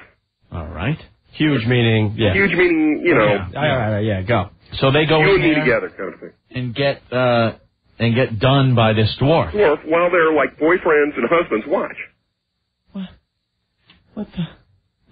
Apparently he plans this trip every year. They come over to Vegas. He gets the room, and then they have appointments or something. All right, so did you, continue with your story. You hung with him for 4 days. 4 days of this. After about 3 days of it, I'm going, what do you do for a living? He goes, I'm a cab driver. I'm like, what? He goes, no, I'm a cab driver in Denver. All right. And I'm like, okay, fine. And he goes, yeah, it's been like this forever. And then I go, wait a second, forever? I go, I knew this guy, Bobby Emmett. And when I was in high school, and he goes, yeah, exactly. He goes, we used to always get the chicks in high school. Nobody thought we'd get them. And now we do. And now it's happening, it just continued to happen, and people don't think we have sex. It was, All right. It went on forever. All right, so the people are coming and going into the hotel room, and you're just, this is what you did. I sat on the couch for 4 days and watched this guy do it with guys' wives. And took pictures. You lead. Did you decide to participate yourself? No. I mean, I really don't want to have sex with a male dwarf. But you didn't, did you? I mean, I watched him have sex. Did you crank one out? A couple of times. Oh. Chuck. Well, everybody else was doing it. Is there anywhere to, if anyone wants to see these pictures, they can see them? I could, probably mail some out to some folks. That's not even why I called up. It's funny we should mention that. Oh, all right. So you hung out with a dwarf. I hung out with that was pretty much the only thing going on the entire CES show this year was the dwarf thing. And you struck up a nice conversation. You had some beers, and you watched them do everyone's wives. For about it was about 3 nights, I guess. By the time I got tired of it. Was he having sex with guys? No. The guys always sit at the end of the bed and watch too. They would watch their chicks getting done by this dwarf. Right. But he was huge. All right. We understand. I mean, he's not like your average dwarf. It wasn't.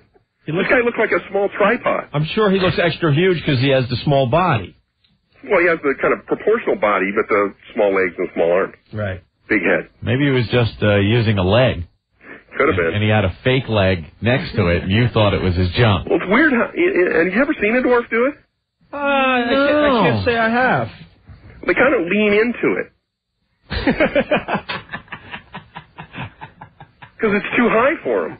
It's too high for him. Yeah, they kind of have to get up on one foot and kind of... You just gave me the best visual of the day. Lean into it. I completely understand. He's got to get kind of up on his toes a little bit. Right. No, it's definitely kind of a Jethro Tull-ish sort of nip thing going on. Does he use the lady's knee to kind of boost himself up a bit? Exactly. Yeah, okay, I got it. Remember that for the end of the show today. Dwarves have to lean into it. We learn something every day on this show. Trying to help. Ozzy has a good question on 4. Did you crank one out with nephew right next to you? No. Oh, you got morals, I see. Did your nephew get any? No. No? No, he's a little too straight for this. I mean, he's probably not so straight into it anymore. Paul on line 3 is depressed because the dwarf is bigger than him. That dwarf's bigger than almost anybody I've seen before. But that's not the reason you called. You hung out with the dwarf at the porn convention for 3 or 4 days. Yeah, that was good. No, I called because Easter's coming. Easter. Uh-oh. One of the holiest times of the year. Chuck, what are you doing for Easter? I created a collection of stuffed rabbits, and we've taxidermied real human teeth into them. Wait. So you have these rabbits. They're real rabbits. They're stuffed rabbits. Killed and stuffed. Where did you get the rabbits? Stuffed animals. Where did you get the rabbits? Well, they're stuffed animals. Oh, stuffed animals. Okay. But I mean, I do have some stuffed rabbits here too, but they're not for sale. Okay, so they're not authentic animals. No, they're stuffed animals, like your fuzzy, cuddly, thumper variety. Yeah. And then we've taxidermied real human and animal teeth into them. Why? Because they look vicious. I see. A cute, cuddly stuffed animal with these big, gnarly teeth. Exactly. What type of teeth do you use? Well, you can get human teeth out of cadavers. And how do you fasten them on? Well, wait, how do you get the teeth? Well, no, you buy them from... All right, but how do you go about it? Like, say I want to go buy some teeth. What do I do? Do I go through the yellow pages? And you call an anatomical supply house. There are several in the country. Oh, sure. We had one of these guys on, if you remember. Yeah. Okay, go ahead. And you call them up and you tell them what body part you're looking for. And you said teeth. Well, in this case, I needed teeth, or I've got some dentist friends who remove teeth from patients and keep them for me. Ah. All right, so it's pretty easy to get teeth. But you didn't have to explain to this guy why you needed the teeth? No, they never asked. They never asked. They assume that you're going to use them in some kind of school environment. So how many teeth were in your order? 800. Okay. Well, you're going to make a couple of bunnies. It was like 40 teeth per rabbit, And what other kind of teeth are you using? Because the human teeth don't look very vicious, does it? No, they do on a stuffed animal. You get the gums up and stuff. Chuck, will you send us one of these? Gums up. Yeah, I can get one out to you. And what? How do you fasten them on? Well, no, you get fake gums. You get an appliance that they use for like cadavers and stuff like that. Right, like some kind of a denture thing? Exactly. And then you pop those into the thing and cuddly stuffed animal. These gotta look great, though. Oh, they're beautiful.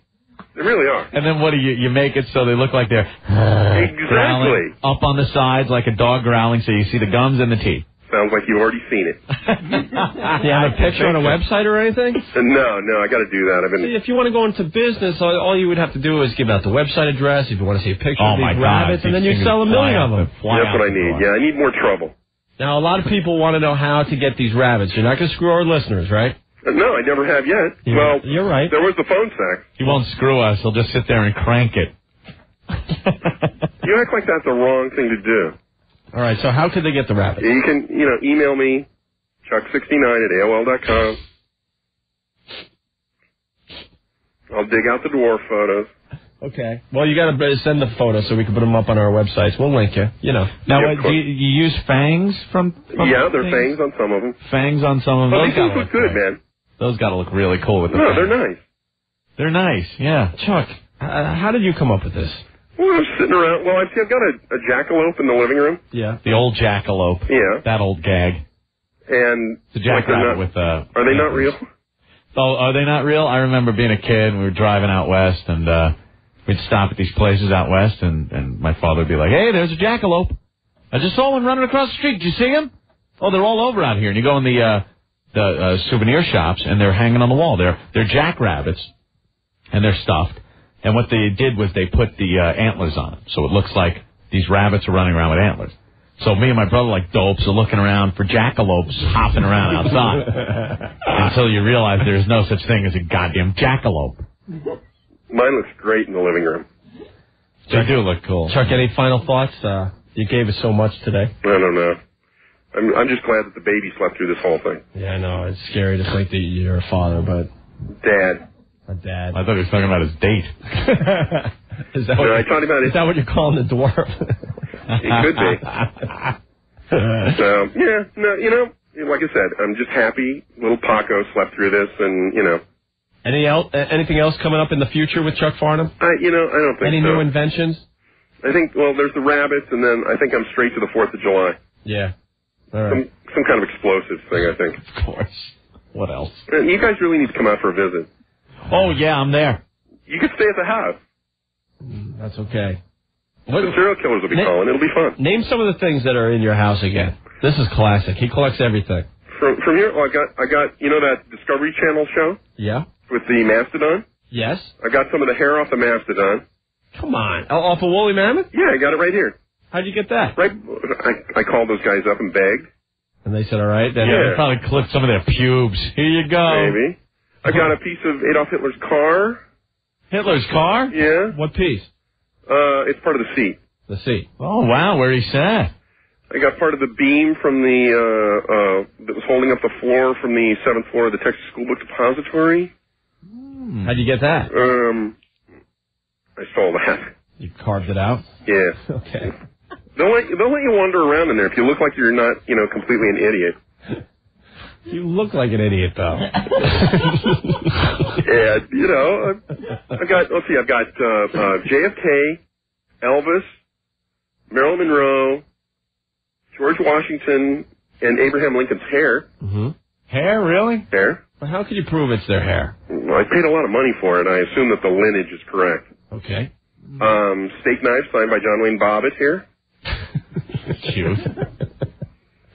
I'm just looking around the kitchen. You should charge admission to your house. I know. Well, that's what I said. You guys could show up. I think you would have a lot of fun. Yeah. Like a museum. Yeah, it's kind of like a museum for the retarded. Right. One of these days. Yeah. You stop by. You can spend the weekend in the trailer. It's great. All right, Chuck. All right, kids. Well, we'll call you soon. I'll be here. So Chuck69@AOL.com if you want one of these rabbits with the human teeth. Yeah, or, anything else that I may, body parts that I may have laying around. I highly recommend the cannibal jewelry myself. Yeah? Don't you need another necklace? Yeah. My necklace is now buried in the backyard. But I had it for a while. Really? In darker times. Okay, well, maybe we'll get you another one out there. All right. Right, buddy. You should send one, because no one believes me. Really? Ant saw it for himself. Yeah. He's the only one around here, though. Oh, yeah. The two of you were definitely creeped out when that came in the mail. I remember the phone call. Hell yeah. Hey, why don't you send us a little care package, and we'll talk about it on the air, okay? How's your dad, by the way? He hasn't called me recently. Dad? Yeah. Is that a gag? No, he used to call me all the time. Somebody saying he was Opie's dad was calling you? Opie's dad definitely called me like 20 times. My dad did not call He you. did too. He did not. Don't you start with me. He did too. He did not. He did too. No, he didn't. He wrote me a letter too, and I got a business card here someplace. I'll dig it up. Oh my God. Sounds pretty familiar, doesn't it, though? I don't know. We'll prove it off the air. I wouldn't be surprised, though. Yeah. All right. All right, buddy. All right, hold on, okay? Sure, man. We're looking to go into a partnership or something? I don't know. My dad's always got something he's working on, so I wouldn't be surprised. Chuck, hold on. We're going to give you an address and send us a care package, okay? All right, buddy. All right. There he goes, Chuck Farnham from the left coast. Send Stinky on a road trip to this guy's house. No, we like Stinky too much. Yeah. Although if it was closer, you'd be going. Yeah, where does he live? San Francisco area, something like that? I don't know. Okay, we got to take a break. Yes, Rick? We do have our next Ask Contestant. Nice. Why are she's outside. Why are you smiling? Because it's someone that you guys know. All right. All right. We'll get into that next. Uh-oh. Anthony?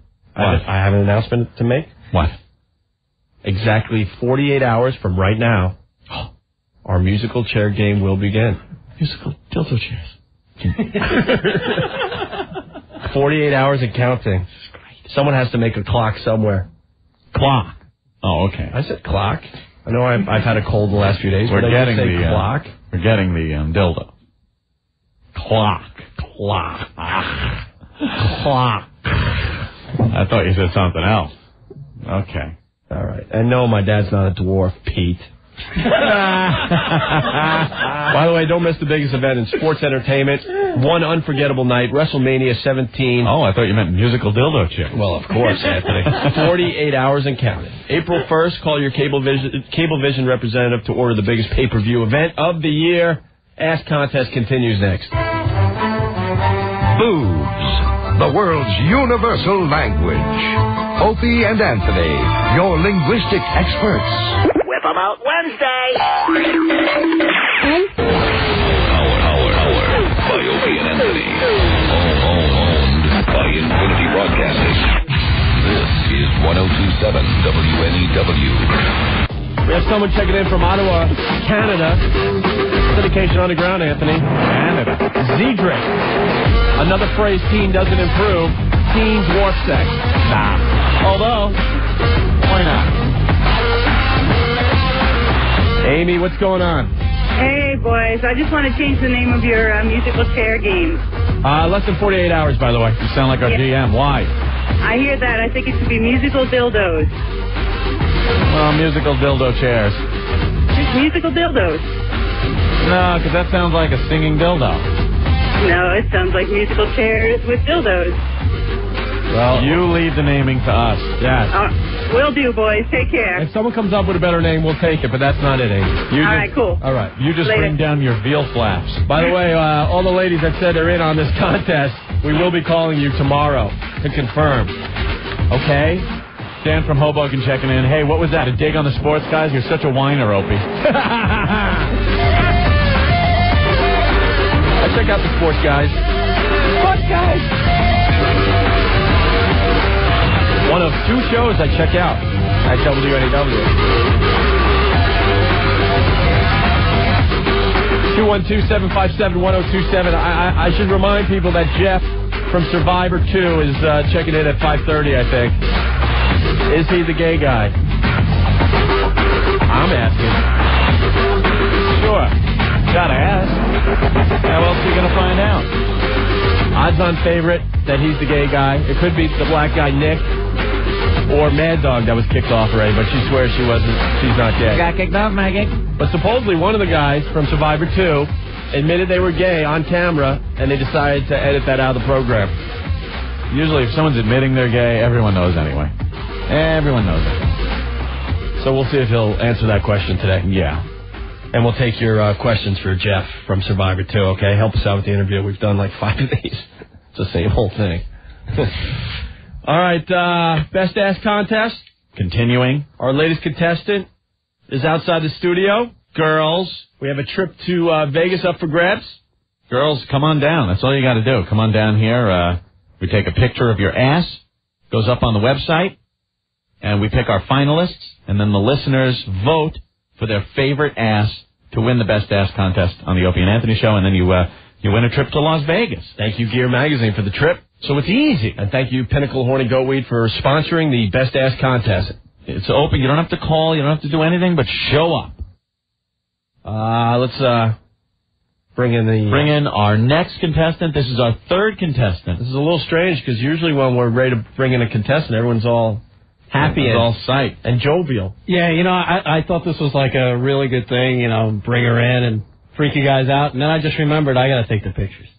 All right, bring her in. Who saw this coming?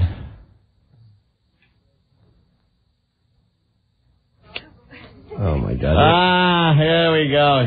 You're a punishment for abuse. It's Patty. Hello. Hello, Patty. Hello. Patty, you don't have much teeth left, man. What's going on? You grinding them down at night? What are you Opie, she's got the chiclets. I know. What's happening over there? You grind your teeth at night? Sometimes. And when I'm thinking about the edge. And your friend Reynolds is in the studio. Yes. The one that can't stand you but won't say it to your face. What? What happened? Are you writing her lines for her today? Yes. You're a writer, right? Yes, I'm her writer today. Yeah, he writes for 1010 Wins. 1010 Wins. He was 22 minutes. Will give you a headache. Wow, that's great. Little job burn out there, huh? That must be something. Oh, geez, the same old crap news every day. That's funny, right? They're still all proud of their Avianca picture up in the lobby of Wins. Remember that one from 10 years ago, whatever it was? Yeah. Look, we were there first. We won an award. Yeah, great. Reynolds, do you have anything to say to Patty? Good luck. Good luck, Patty. Tell Patty how you really feel, Reynolds. I can't say it on the radio. Tell her what you tell us when we're on the subway. Oh, no. She's such a nice girl. You've been friends for how long, Patty? What, 25 years? 25 years she's been hounding you? That's what I have to look forward to? It never ends. It never ends. 25 years she'll be following us around. Great. You were working at Wins 25 years ago? 22. 22 years ago? So this started where? Where did it say that again? The relationship with Patty. Oh, it started in high school. There you go. We were in plays and shows together. What? Yeah, you did plays? Solos. Yeah, she had solos. Solo you couldn't hear. Oh. That's pretty good. Now, Patty, you were in plays? Yes, I was. And what did you do? Give me a play that you did. I was in Oliver. I forgot what I played. The maid or something with the glass of water that had to throw all over somebody. Yeah, something. That's what you did. Look at Reynolds just like, oh, brother. Reynolds, come on. So you were in a play. We can help you end this relationship. It's been 25 years. Oh, stop. How could we help him, Opie, when you can't even help yourself? Oh, yeah, but it's only been like 2 years. Yeah, but you've tried. Look at the guy. 25 years of this. It's been 25 years, yeah, you could say that. Easy. Please, could I have some more? I need more. I'm starving. Patty, why are you entering the Best Ass Contest? Because I think I qualify. All right, Patty, she's showing some more confidence these days. And my Bobo is as good as anyone else. A Bobo? Call it your Bobo. Yeah. I see new name on the Opie Anthony message board. Bobo. Harry Bobo. I don't have hair. Harry Bobo. I do not have hair. Bobo Fett from Star Wars. Reynolds. Yes. What do you call her ass? I call it there. It's there. She has one. Patty, you're gonna like take down your drawers. Oh my You got to be in a contest. Well, how else are you going to look at the Bobo? The Bobo. Why do you call it the Bobo? Because it's a nice way of calling it, other than the Ass, donkey. right? The donkey. The hell's going on back there that you're calling it the donkey? The donkey. So, Patty, what other plays were you in? I'm fascinated. Oh, I was in Not really. Every Man in College. And, You were in Every Man in College? and mostly in the chorus. Spin that around and have fun with it, people. You were also in chorus. So you're a singer. Well, yeah. What do you sing? Before. What do you sing? I sang in talent shows with the guitar. And What everything. songs? You got a guitar? God damn. Do you know how to play guitar? Yes, I do. Get a guitar. Go get her a guitar. Why haven't we heard Patty sing before? You'll find out in a few minutes. Reynolds is hysterical, man. What songs do you sing? Like, give us some titles. Oh, God. I remember I sang Tammy. I remember I sang You're Adorable. What else did I sing? What are these songs? I never heard of this. A couple of If I Had a Hammer? songs. I Anything? wrote a song once. You wrote a song. Oh. Yeah, but tell me. But you haven't... Any popular songs that anyone would know of? Do you... She's kind of stuck in time again. 25 years ago. Time in another place, too. Another planet. Another planet. That's right. All right, we're going to get the electric guitar. Plug in. We'll plug it in. Steve, we plug it in? I don't believe that. Can you play an electric guitar? If I had a I've never hammer, played one I'd before. hammer in the Usually a morning, 12-string acoustical. hammer in the evening, all over this land. Acoustical guitar that I play, not a Whatever. Acoustical. This isn't going to be like Dylan going electric. I'm used to Patty And this Unplugged. isn't exactly going to be Randy Rhoads either, although he's my favorite guitarist of all time. Great. Ozzy fans all over the place driving off the road. I put the P in its place. And right before I nut, I pull it out into the face. I tell the bitch to keep fucking and prepare herself for her first fucking. Hey, Patty doing Ghetto Boy. Hey, we'll try anything to Ghetto Boy. to get away from seeing her hairy bobo. I don't have hair. Ladies, leave your man at home.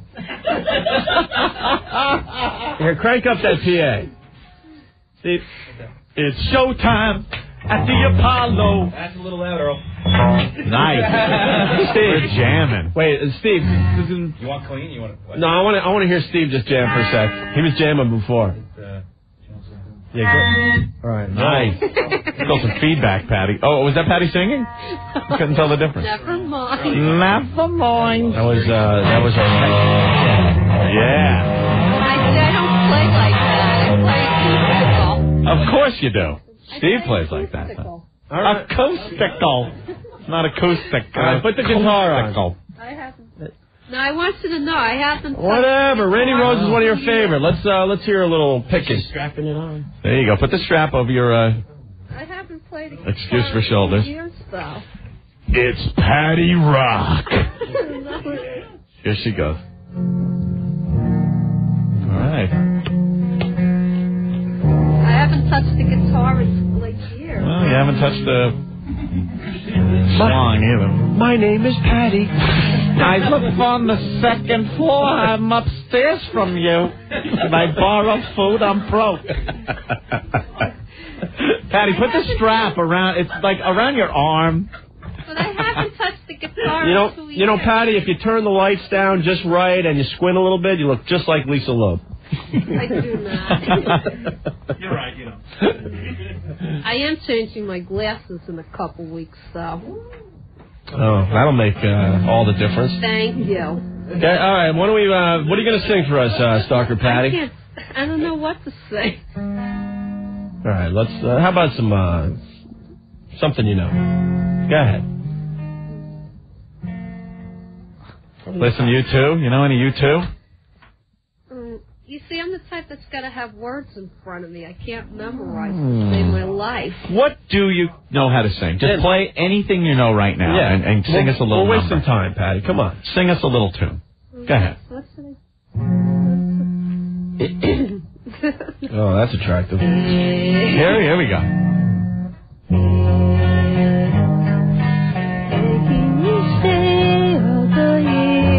It's the Beatles.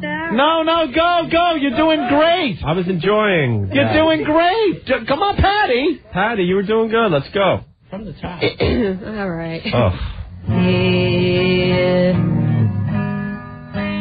Making each day of the year.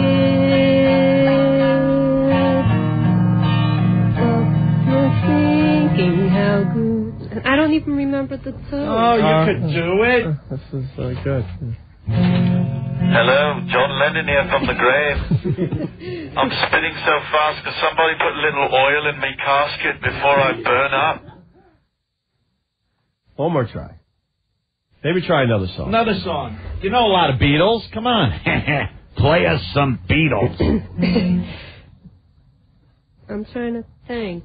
That's tough enough right there. I'm getting a flashback to Ziggy myself. Here she goes. I'm trying to think. You know Rocky Raccoon or anything? No? Raccoon back into his own. Only truth.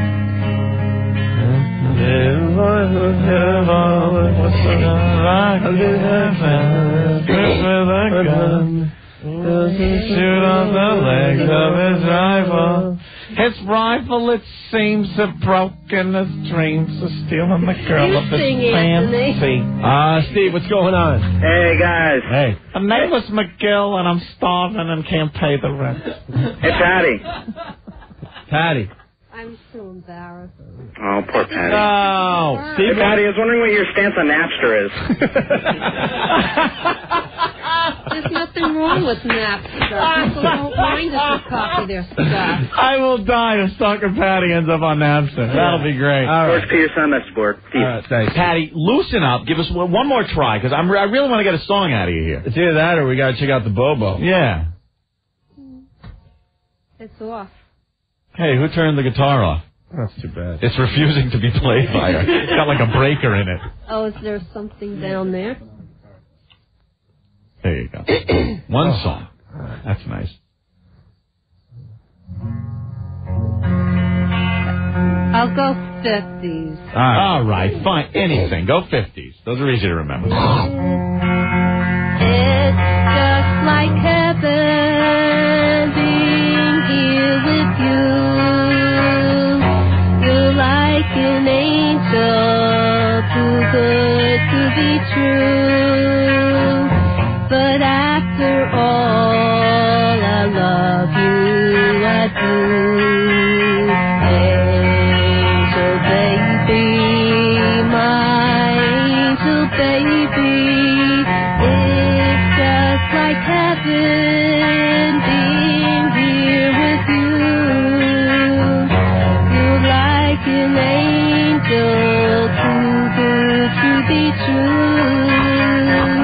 But after all, I love you, I do.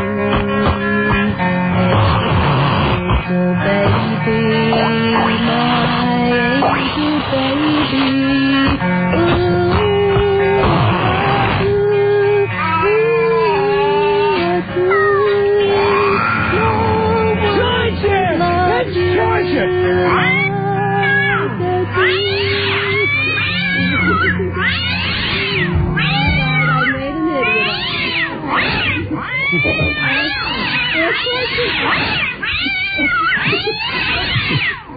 You got cats back there? Jim Norton. Patty. Well, it's Patty? Patty, do you hear Jim? No. Do you hear me? Can you hear Jim, Yeah, Patty? no. All right. You sing like Babe Ruth 2 days before he died. It wasn't actually bad. Your voice kind of flows like the diuretic evacuation of a leukemia patient. He's a comedian. I actually liked it, though. You did a nice... Do you know a song called... How to stop? Can you sing it? Wow! Oh, my God, Norton. Out of that. Oh, you got to stop? You can't say that? No, you can't use the C word like that. Even I know Jesus, that is great. Keep up the good work, Patty. I just wanted to say hello. Oh, Jim, you're the best. Jim Norton. Dan from Hoboken, the real day the music died, March 14th, 2001. No, I really can sing, but when I'm nervous, I have nothing comes out. Of course. We understand. Can we see your Bobo?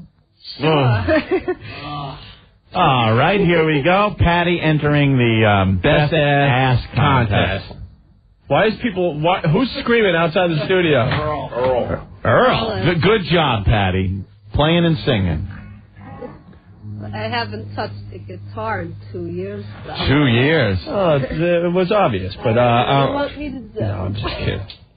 She did okay, right? Good job. It's time for the unveiling. All right, yeah, Patty, why don't you, I never thought I'd say this, but Patty, why don't you get naked? In the meantime, yes? Hello? Hello? Hello? Hi. Who's this? Marion, how you doing? Son of a bitch. Hi, Opie. Hi, Anthony. How you been? Hi, you babbling idiot. Hey, So bad! You better watch out. So bad! Good. Huh? She sounds really good. Okay. Yeah, okay. She does. All right. Give her credit, guys. She's up there, and she sounds really good. Virgin. And it's good that she's entering the Best Ass Contest. Hey, I would come up and enter. Oh, no, that's okay. Hey, you want me and Lady Diana to come up and enter? No, that's all right. Why not? Hey, Marion. What? Get lost. Hey, that ain't nice, Opie. What? Hey, we're going to be at... Yeah, thank you, Opie. All right, Patty, what are you doing? Okay, what do you want? Why is everyone moving close to Patty? me, man? Best Ass Contest, I guess by the CD wall. Oh, look at that. You're not wearing a bra again today. Right over there. What a treat. All right, now you got to turn around. All right. Whoa, you got the happening. What? Yeah, Rich Voss, come on in here.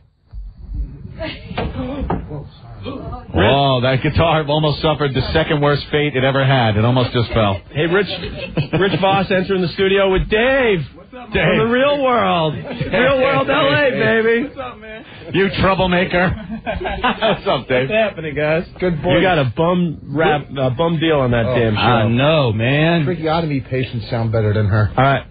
Are you guys going to take the booty picture now? Yeah, here we go. She calls it the Bobo.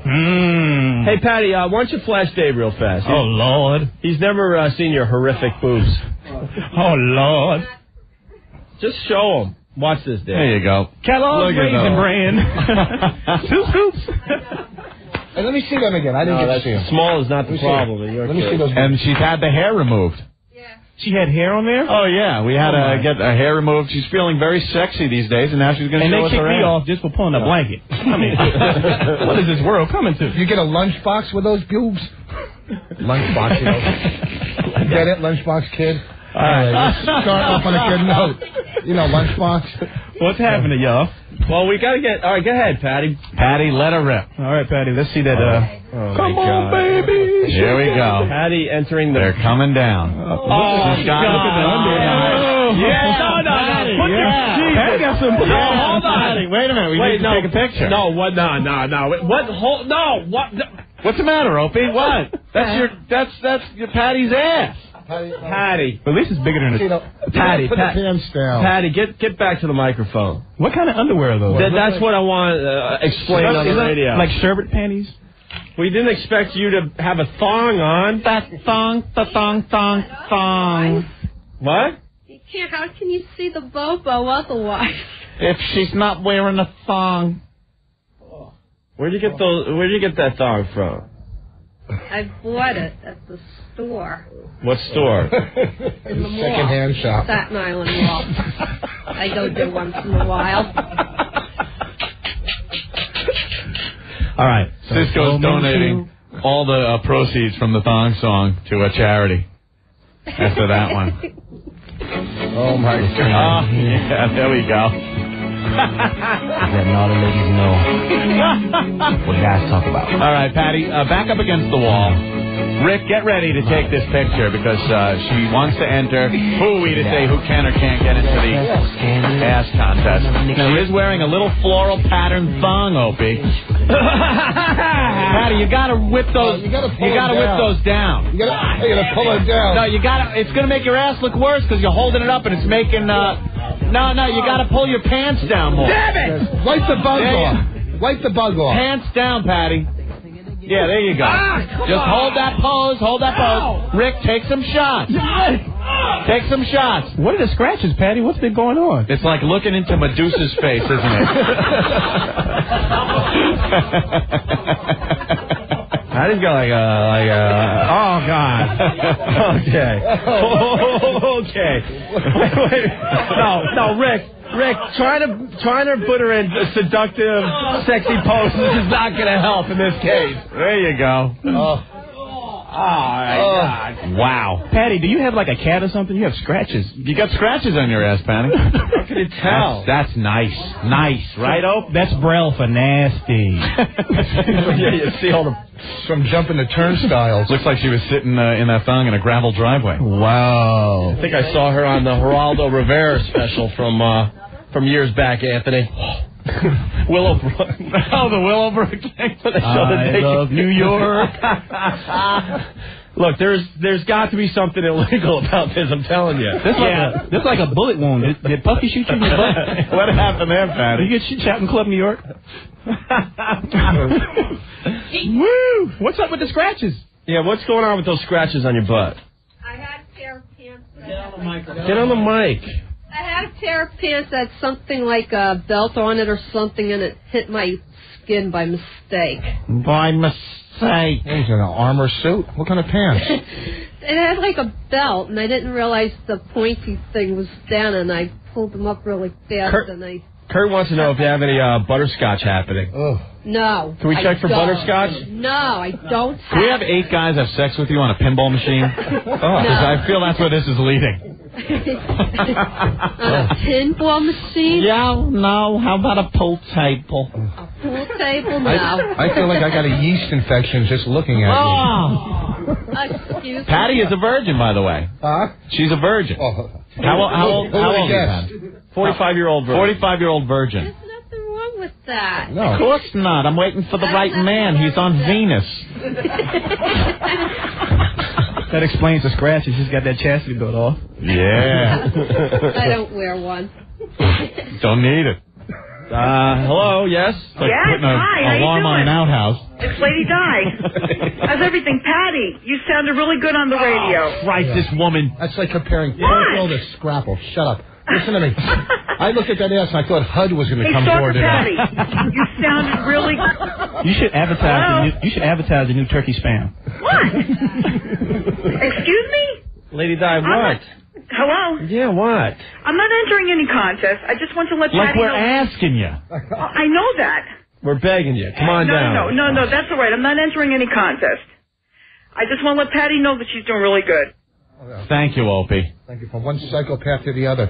Listen to me. I had something to say, and now I forgot. But it's going to come back to me, and it's going to be good. What was it? Did a Navy sub come up underneath you while you were swimming or something? What do you mean? I don't know. You look a little dented. This looks like a dwarf might be trying to find his way out. Look a little dented. Let me tell you, I don't think for my age I'm bad at all. You weren't in that Kuwaiti accident yesterday where they dropped the bomb. There's no mileage on that thing. I know. No mileage. None. That ass has never been ridden. Never been used. That's it. It's only seen toilet seats. Here's a little taste of reality for you people, okay? That's it. Well, Patty, your pictures are taken. They'll go up on the website, and you're a contestant. I think we have a... I can't even do it. I can't even say I think we have a finalist, even as a joke. Got to airbrush the scratches, fellas. Airbrush it out. You know what's scary? She's contestant number 3, which gives her a 33% chance of winning this contest right now. I'm going to Vegas. Patty, you've I changed. haven't been on vacation in 10 years. You've changed, Patty. You're getting a little more open with your womanhood there. You get your hair done now. Yeah. Can we see your bikini waxing?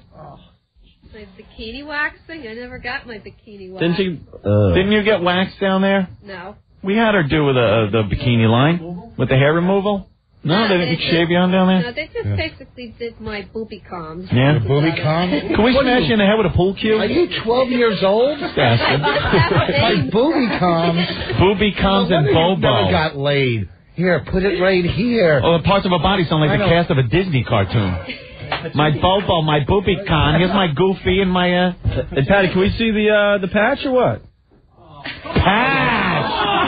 Patch! Patch! Patch! Patch! Patch! Patch! Patch! Patch! Patch! Patch! Patch! Patch! Oh, you're very naughty. Yes, very naughty. Oh dear. Come on, Patty. My goodness. Let's see your stuff. This is the real world. Yeah, right here. Patootie contest. Oh, come on. You call it the patootie? The patootie? The Rudy I thought the patootie. Bobo was the patootie. No, the Bobo was the back. When that's a patootie up front? Patty, why don't you get in the corner and just give us a quick patch flash? Oh, why don't you just go put some orange marker on it and let's see Bozo. Come on. A little patch flash, Opie? No, can't. Why? I'd rather see Lawrence Taylor's ass than see You're your lucky ass. You're lucky Jim Norton was here. You'd be up on the tape deck right now. Oh, really? Well, Jim Norton felt her up. Jim don't play.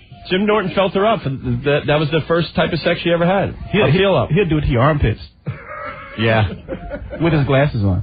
Against your will, or you could do it on your own, Patty. What'll it be? You show us, or we're just gonna. Not even watching my We're just gonna smash you with a heavy object. And, I know. All right, Patty. Yeah. Why don't you leave? Can we borrow the intern's patch that lied last week and put it across her butt? Put it across the. Yeah, that's the real accident right there. The Rudy Patootie. Last time I saw something like that, it had that crime scene tape around it. That should just not be out there for people to just wander into. You got to put the tape up, have the cop there to send people away. Looks like veal. New turkey spam. All right. Well, we want to thank Patty for singing a song and entering the best ass contest. That was pretty nice, Patty. Thank you. That's good. You guys know Patty knows the new codes to the door, right? I just want to let you know. We just got those new Patty, codes. after all this, how are you going to show your face back at your shelter? I mean,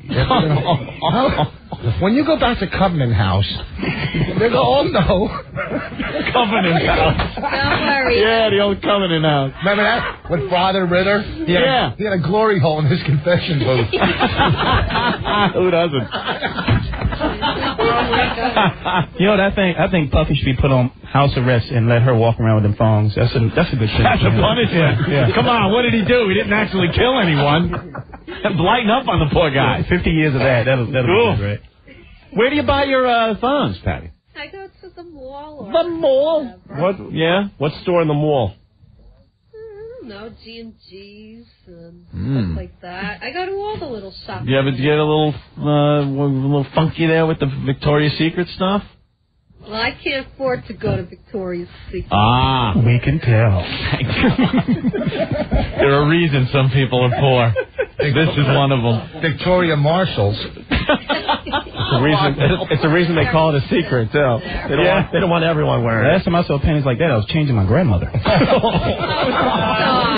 Yeah, do they have Velcro strips on the side, Patty? Yeah, they were hard to get off, too. I scratched her. Great job, though, Patty. And, when we first had her come on the show, there's no way she ever would have done this. I think she's feeling a lot more confident about herself, right?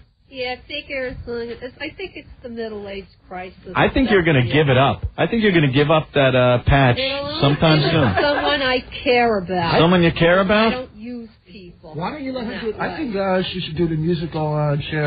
Musical dildo chairs? No, it's got to be a hot thing. Oh, you're right. Something hot. babes. There's a guy out front with a sign that says, "We'll work for spam." What do you say? Is he the right guy? Who's the right guy, Patty? You've been waiting this long. You're going to find him? Someone that I care about, I guess. Care about? You're putting too much into it. How does somebody that just buys you a new pair of underwear? Yeah. Would they qualify? You know, I don't get to meet too many people very much. Whatever. How do you wash your underwear? Do you wash them in the machine or do you hand scrub them? What's down to their leg? I wash them in the machine because I'm too lazy to hand scrub. Randall, throw her one, man. Throw her a banging.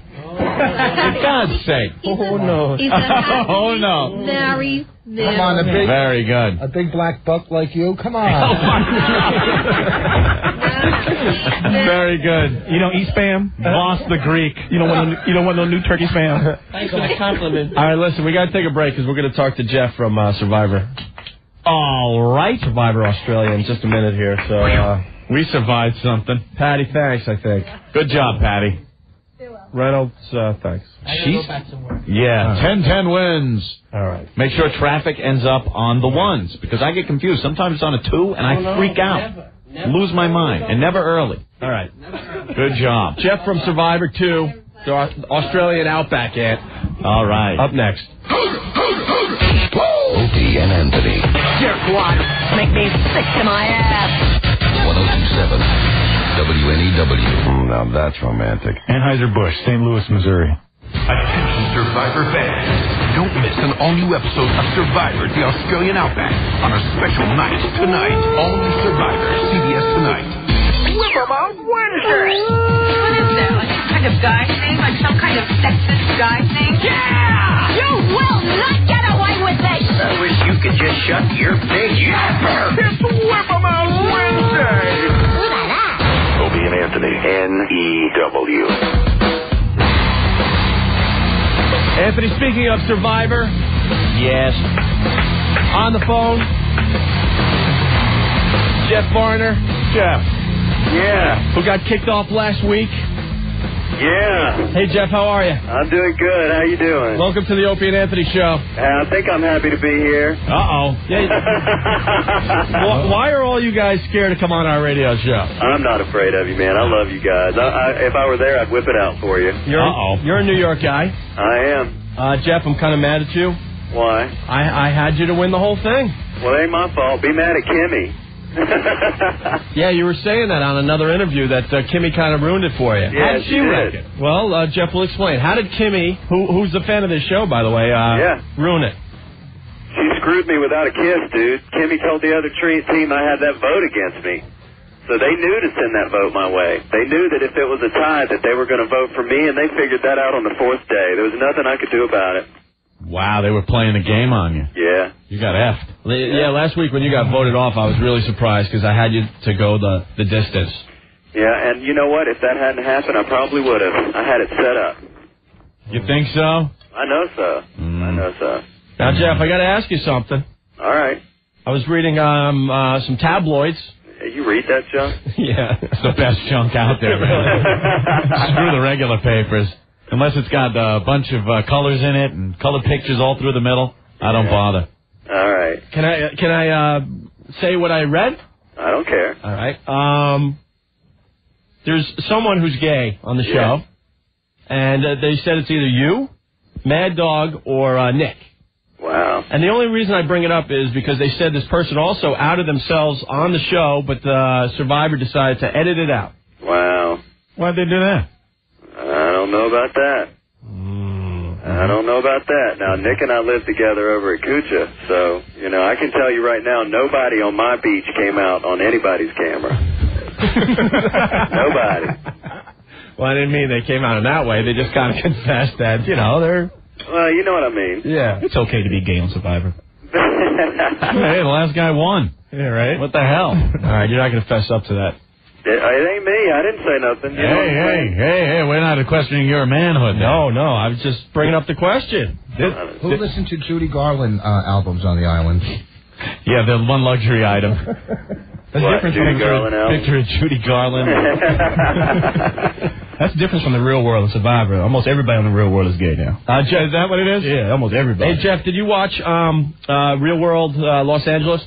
No. Oh, okay. I was the first brother that got kicked off, so I started the whole kicked off phenomenon. Yeah, he was the black guy that got kicked off of Real World Los Angeles. We was the first reality-based television show, so they made it attractive to be kicked off. So I'm responsible. So you're cool, man, to be kicked off. Oh, man, I know who you are. Yeah, you're the guy that you ripped that blanket off that chick. Yeah. So I ain't gay. Woo! Well, you go for it, dude. I liked you. I thought that was pretty cool. Hey, I like you too, brother. That's the real reason he was kicked off. He got caught stealing out of the house. They didn't want to put that on the air. Yeah, he got a bum rap. They kicked him out for that. And I looked at the camera and said, "Dynamite!" Yeah, I remember watching that and thinking, she was liking that. Oh, yeah, she was laughing and everything. She sure was, and then she got all drama queen on us. Yeah.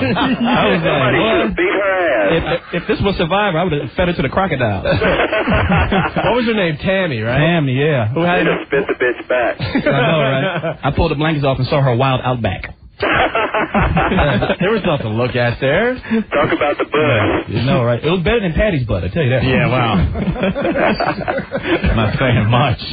New turkey spam. So, Jeff, hey, guys, why did Kel hang up on you? Oh, you want to get into that? Everyone likes talking about that. You guys. Well, we don't have to get into it, but that's something I wanted to ask you. Well, we ask all you guys: was Kel masturbating in the bush or not? I was. I don't know about Kel. So, there you go. So you'll admit that you were pleasuring yourself. I did it once, and I did it for the sole purpose of being able to say I did it, and I ain't ashamed of it. Now, where was the camera guy when you were doing this? Who cares? I hope he was enjoying it.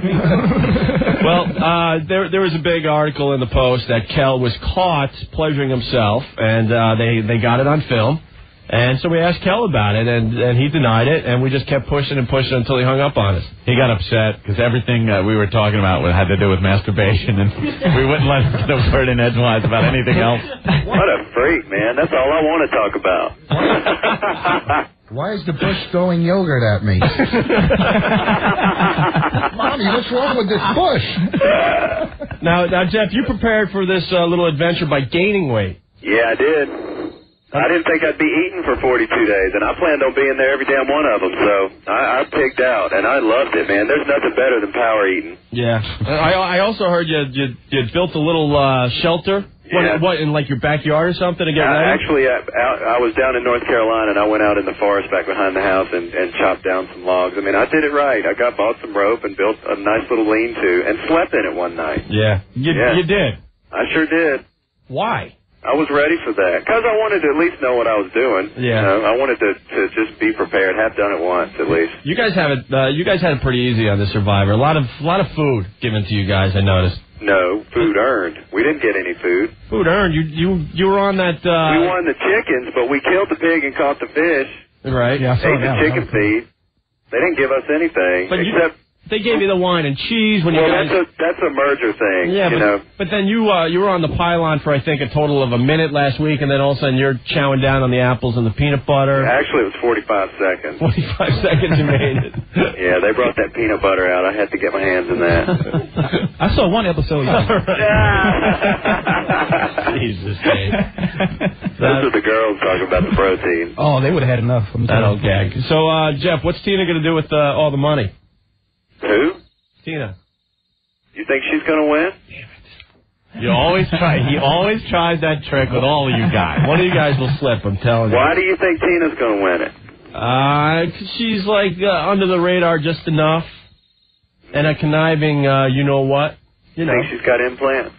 Yeah, that's what I want to know. Can you answer that question? We talked about that on the show. I never asked her, but you know. 40-year-old lady, and they're holding up pretty good. I'm thinking implants myself, or maybe a tuck. I don't know, but a little tuck. Maybe she got has those lights on. Yeah. Who was the hottest girl on the island? I think the personal trainer was hot.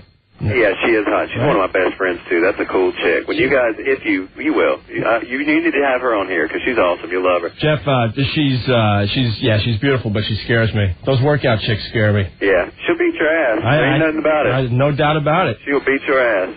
That chick from Massachusetts.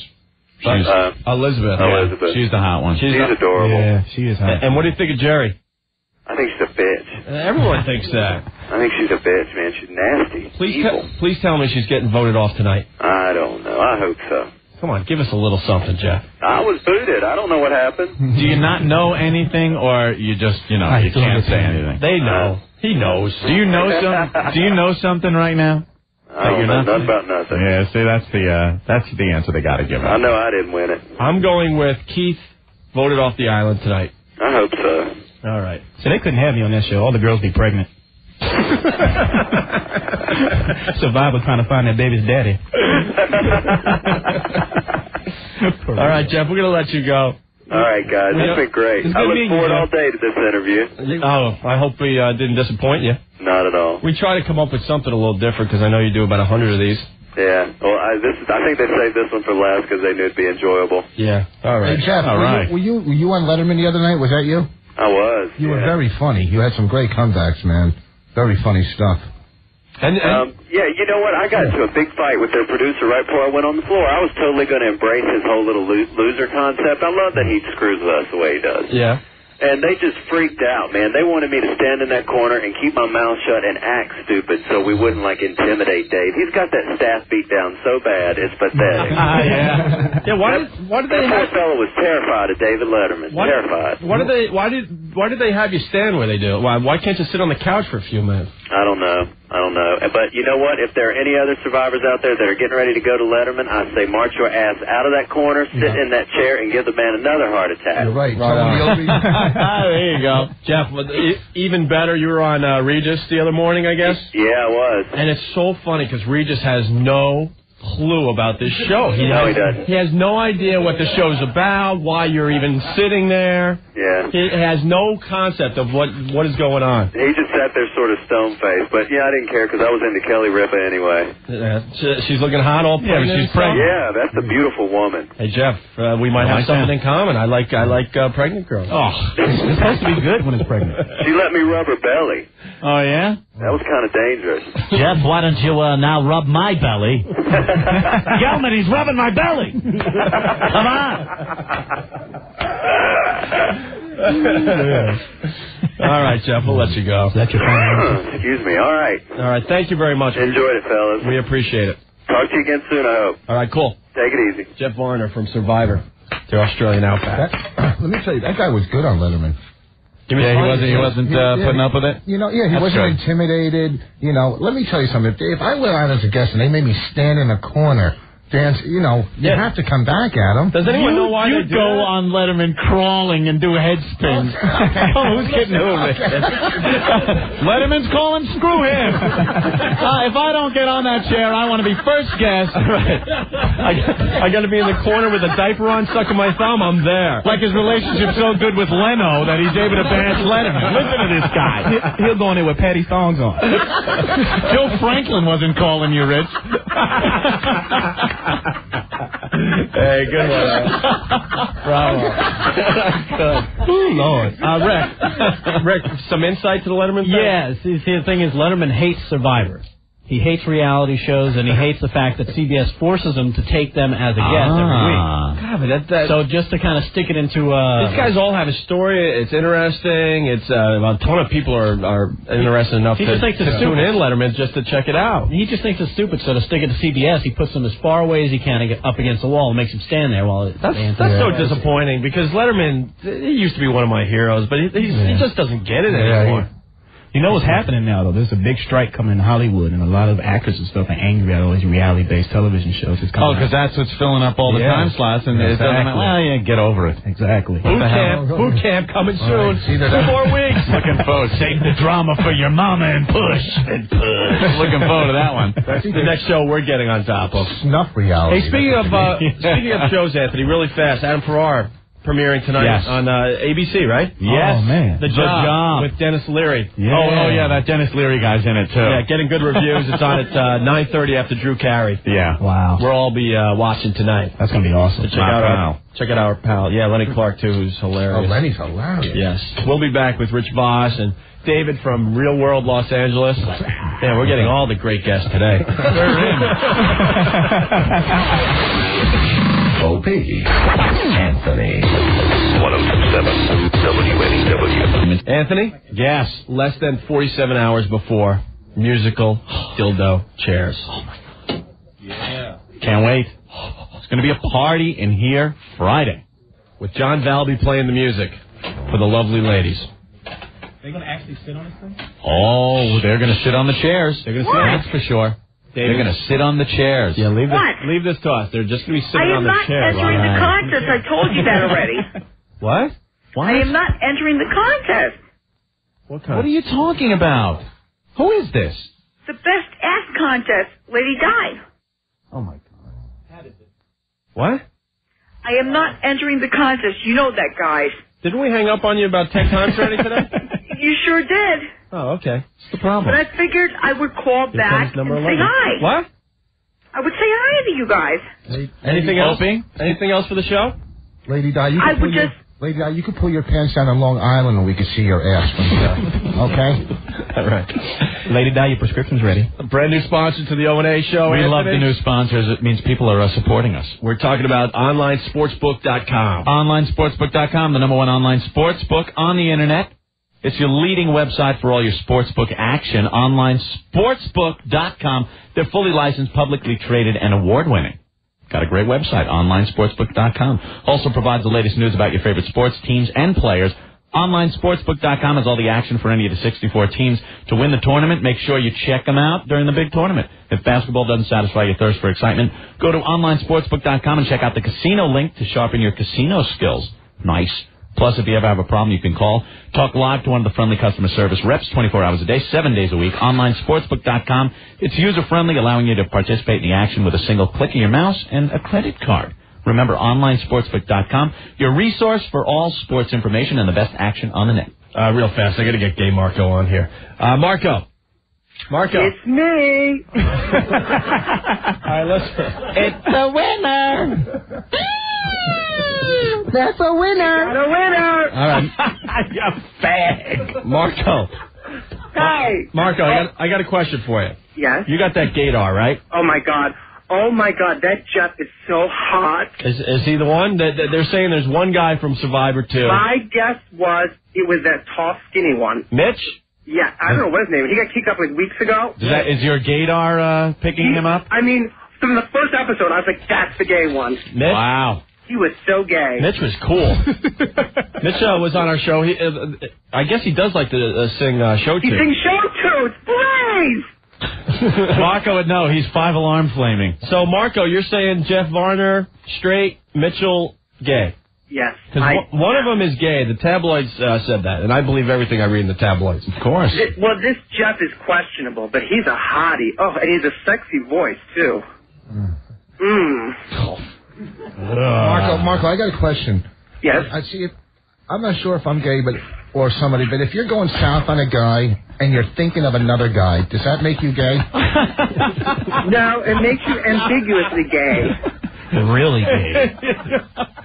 Super gay. All right, Marco. We're gonna let Now you. listen. Why did I even contemplate that for a second? I'm like thinking, well, no. Marco? This contest of yours, your ass contest, Yeah. is pathetic. Yeah. Why? I know it is. So We're making up for that with day 3 of your show, contest. All right. Yeah. So that means I'm throwing my thong in the contest. No, you're not. I want to be Security. spokeswoman for horny goatweed. By the way, Stalker Patty's ass pictures are up on WNEW.com. Are they? Yes. All right, must go now. It's got kind of like a Jennifer Lopez bubble butt. Jennifer, you're comparing Stalker Patty's ass to J-Lo's? J-Lo and crack. Either that or it's a hefty bag filled with Jell-O, but yeah, maybe Jell-O, not J-Lo. Look at that one. That's like a. I know. Marco, we're gonna let you go, right? Well, if you don't have any more contestants by tomorrow, I'm entering. No. That's what we need. Good thing they changed the codes. All right, Marco. Bye. Bye. There he goes. Oh, yeah. Jack, what's up? Guys, man, who are these two guys sitting in with you, man? They're terrible. Whoa, did you curse? No, I almost did. I caught myself. No, they're funny guys. Dave from the Real World Los Angeles. And you don't I remember Rich Dave, and he Voss? was funny on the show, but this guy, who's this comedian guy? Rich Voss. Who is this? I'm a comedian, too. You're bad today, man. Why? I said a Go million take some funny funny things. pills. What do you do for a living, sir? Dude, I drive a cab. Oh, do you really? I do, and I make about $800 a week. Oh, take wow. home.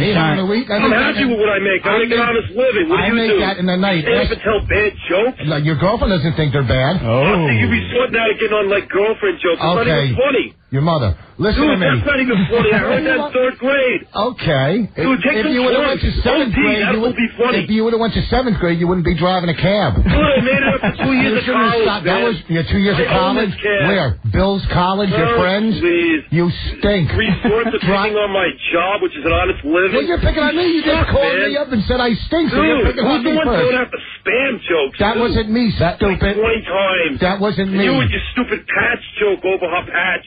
That wasn't me. Hey, You're killing the whole segment, listen, man. me You guys retardo. so None of that bad. was. Hey, listen to me. None of that was me. You're Yeah, stupid. Dude, you suck. You're stupid. I love You New said York. the patch joke. You No, suck. I did not. I did not say it. Dude, you suck anyway. Okay, well, I suck. Listen to your comebacks to me. Go put You some know, lotion on talking Patty's about butt. my mother. Well, what am I heard that in talking 2nd about? grade. Okay, so you're in the 2nd grade and you heard it again now. I did. You told you're so bad. You're Please, stuttering. Opie, Take the Anthony, thing out of get your him off mouth. the show. There you go, Mr. Cab Driver. I know. You know this guy? Has he I'll called pick him up. before? I'll take him. He can get some heroin. He can shoot up an OD. That would be funny. Every joke you said, listen to me, stupid. Every one you said, I didn't say any of those. Please, dude, I don't even know.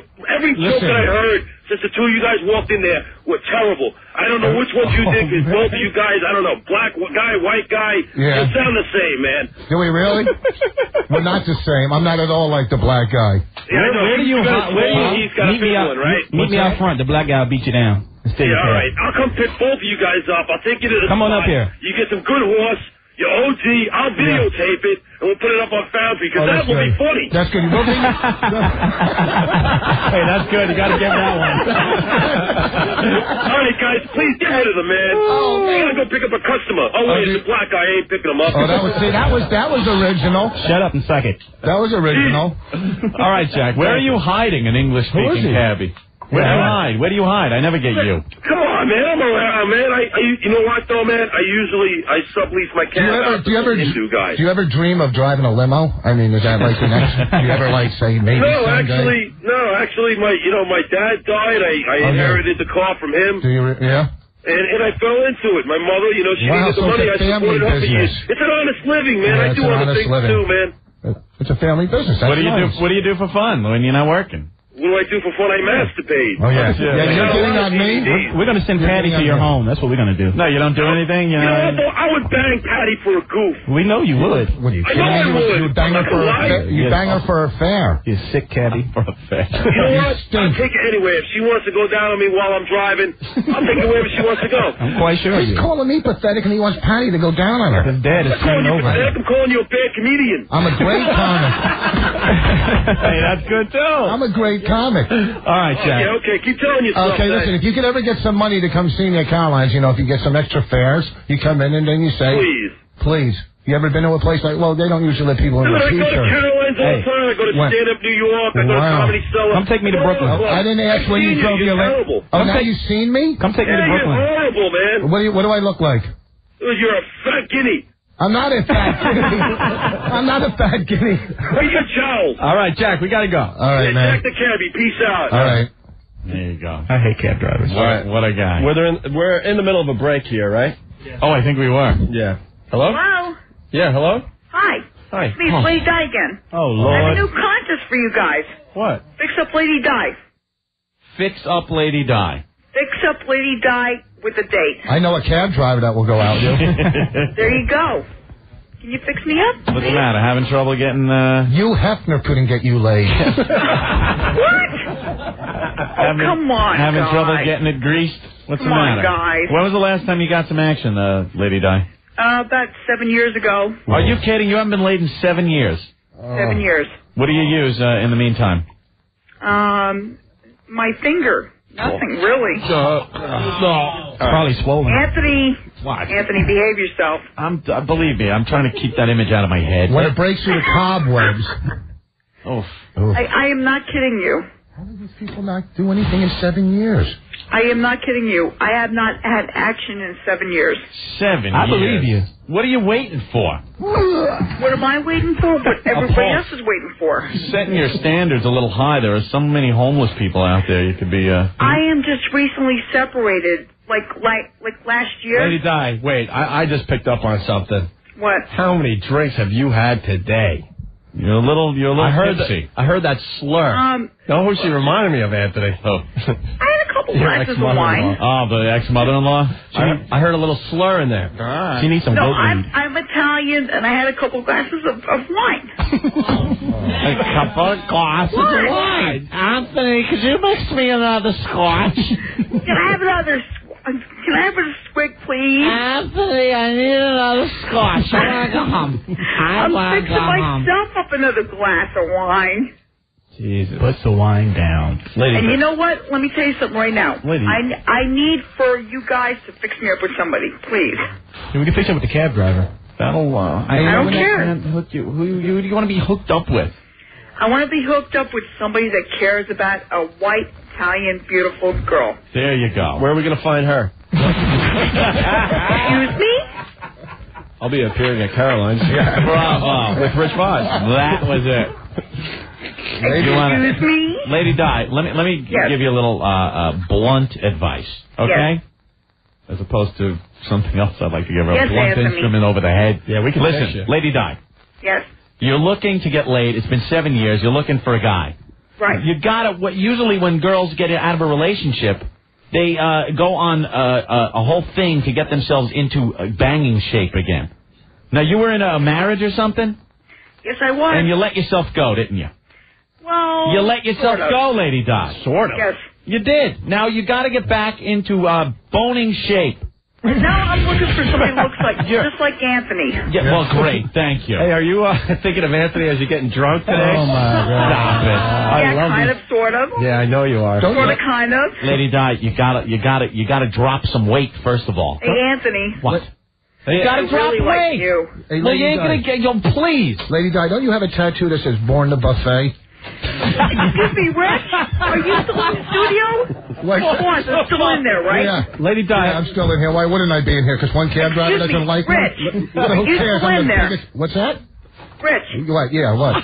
Yes. Yes, what? How you doing? How am I... Oh, you don't know me. I'm doing all right. I saw you before. I saw you at the XFL taping. All right, Lady Di, I want you to be honest with yourself. Can you get completely naked and stand in front of a mirror? Okay. I'm serious. Right now. You're gonna get completely naked, okay? And you're gonna stand in front of a mirror and you're gonna be honest with yourself, okay? Right. All right. So because I think you're a disillusioned. Yeah, and you're gonna tell everyone what you see, okay? I learned this in psych class. And by the Anthony. way, I still have all my mirrors here. All right, Lady Di, I'm dead serious. Even though this song says, the Laverne and Shirley song says, that I break all the mirrors in the house. Wow. You are. I heard that Laverne and Shirley song before. All right, Lady Di. Yes. We got to play a couple more commercials. You get naked and stand in front of the mirror, and we're going to talk to you right out of commercials, okay? Okay. All right, hold on. Okay. And you're going to be honest with yourself, I'll right? do this right now. Okay, hold on. She's all lit up, man. That broad is lit. She's gone. I love it. Box, what's going on? Yeah, what's up, guys? Hey. Yo, what happened to that fish you hit yesterday?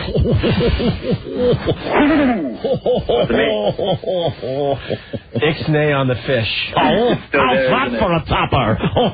Still there. The fish is somewhere in the building, yes. Rotting between fish. Lady Di's legs.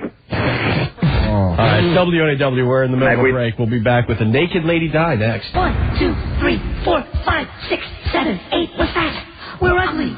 We won't shut up and we're nauseating. We're so annoying, no one can take it. When we look in the mirror, we break it. We'll give you nightmares all day long. Like a couple of evils, not an ounce of sex appeal. Make a set for us, it's not possible. A warthog and Godzilla in leather pants. Yes, we're both retarded. Yes, we were born that way. Yes, we're both retarded. Make any man turn gay. We won't go away. Yes, we want to thank Q for that little ditty. That is probably the most brutal song. That's great. We got to get Q to do that song live at our next road show. Yes. That could be happening in the very near future. Details on the way. Could you imagine that? The road show, an audience full of drunken listeners, and all of a sudden he breaks into that song, doing it live. And here comes the retarded Laverne and Shirley. Well, we have one half of the retarded Laverne and Shirley on the line. Lady Di, she is completely naked, standing in front of a mirror.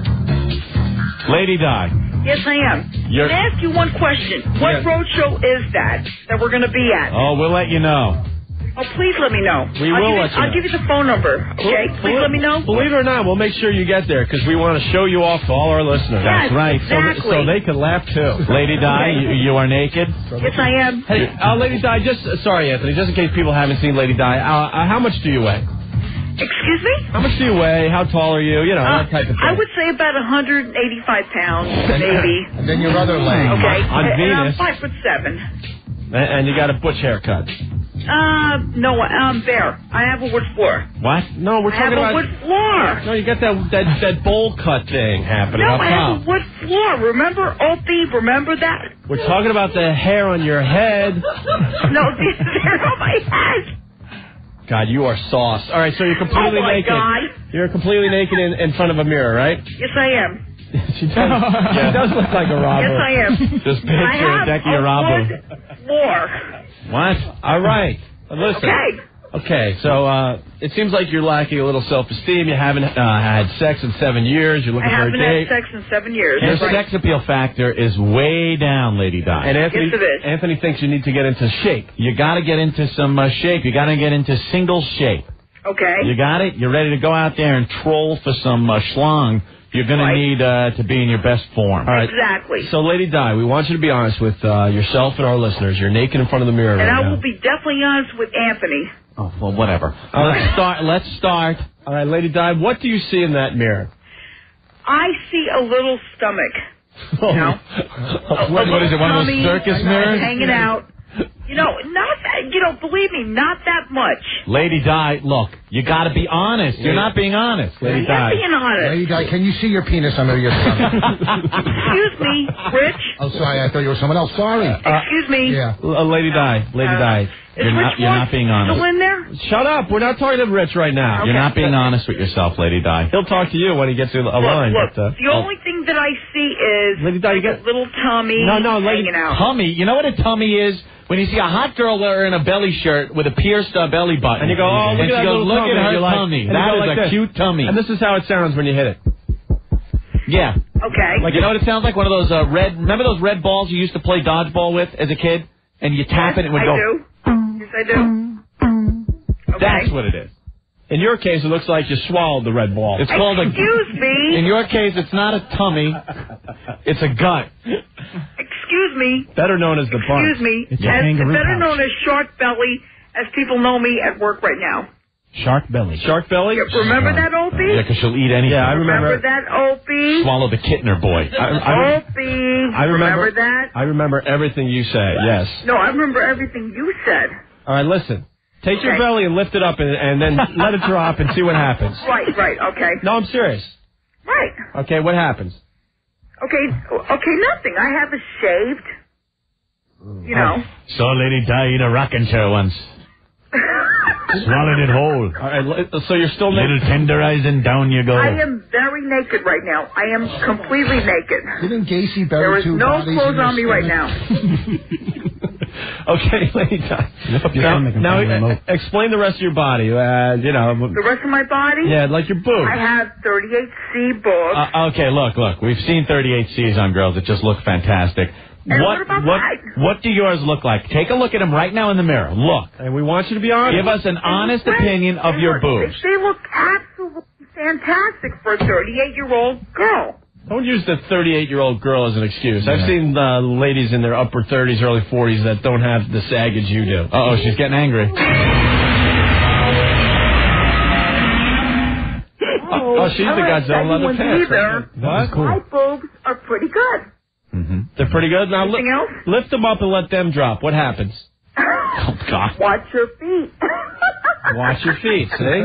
Lady Di, don't you think your whole body could lose? You could probably do with losing maybe 60, 70 pounds, and then you could start thinking about... Anthony, let me tell you something right now. For you, I would do that. No, not for me. There's no For me, you could lose your whole self in the river. But don't. Excuse me, Anthony. Yeah. Anthony, let me say something right now.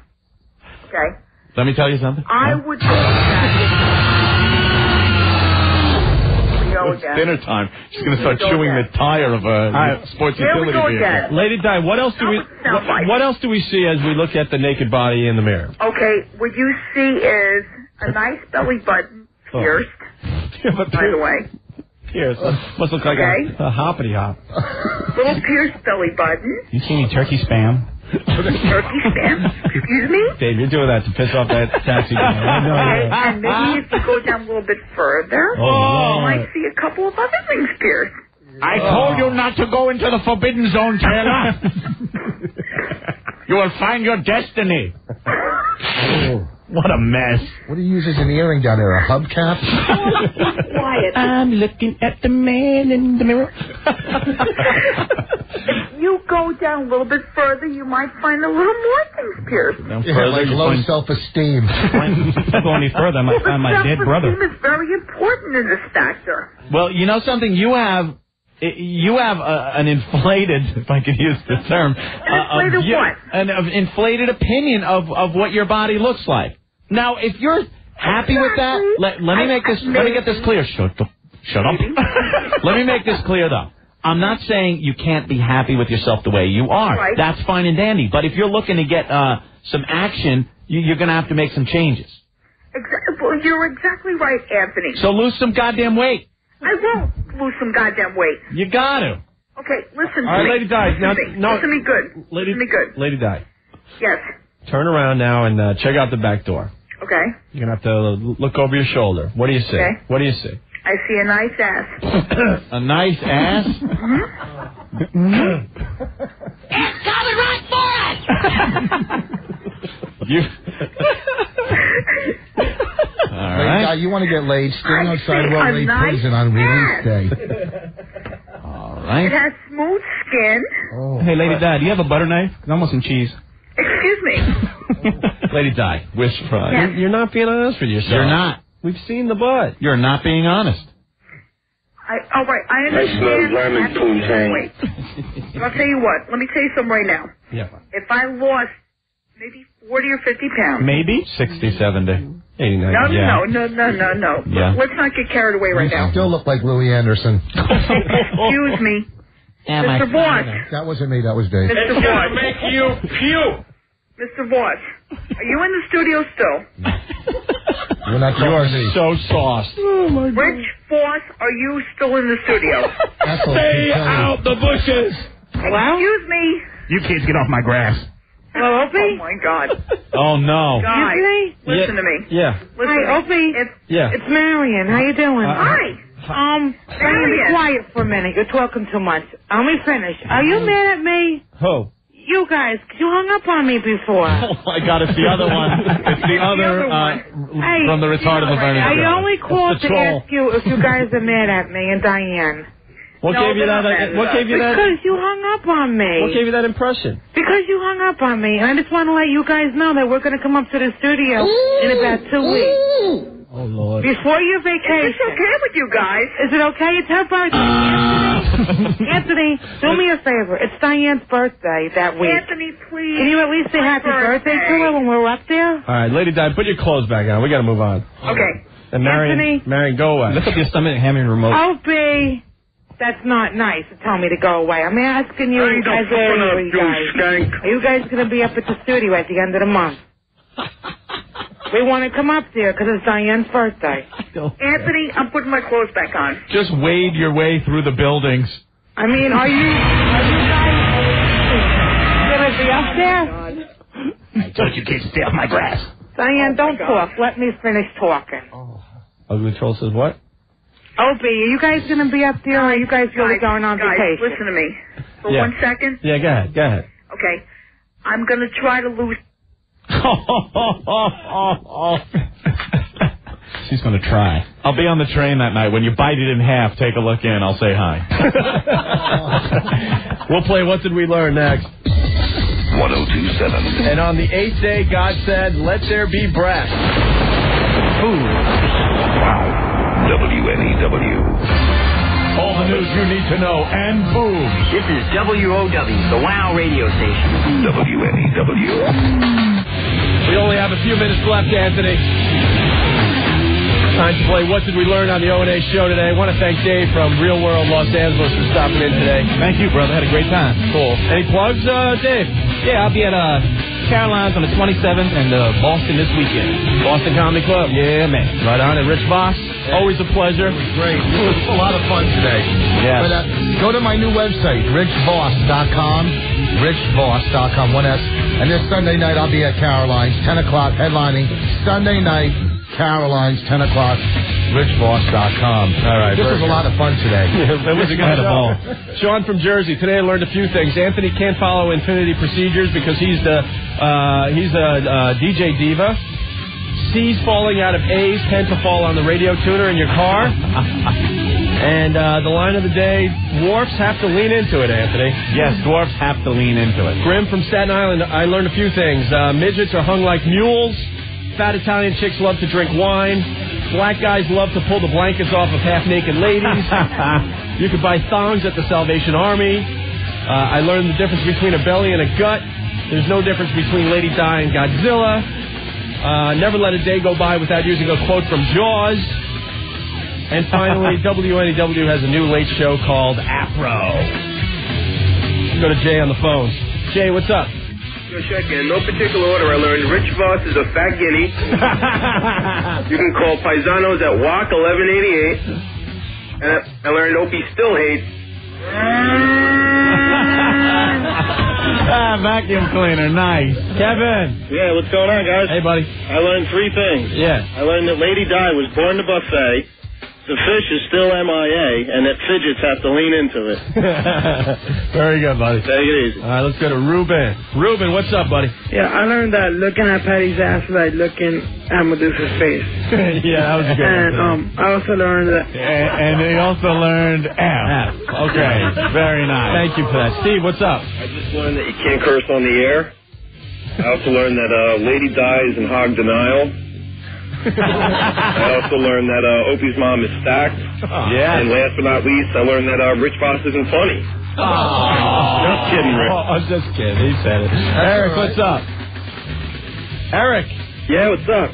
Let's go. Hey, I learned that it's now the retarded Laverne and Surly. And Opie's dad has to lean into it. Hey, Rick, what's going on? I learned that Babe Ruth sang Beatles tunes 2 days before he died. And it's good to be a midget. And yes, nice skin, Deke.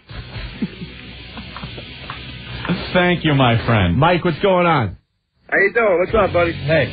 Listen, I learned that Anthony likes the Olsen twins better than he likes Lady Di. Yes, Olsen twin reference of the day. Wow, we just got it in today. Under the wire. Thank you. It's always one of the last things every day. I know. Got to remember to get it in earlier in the show. Can we do it in the middle of the show once in a while? Lady Di.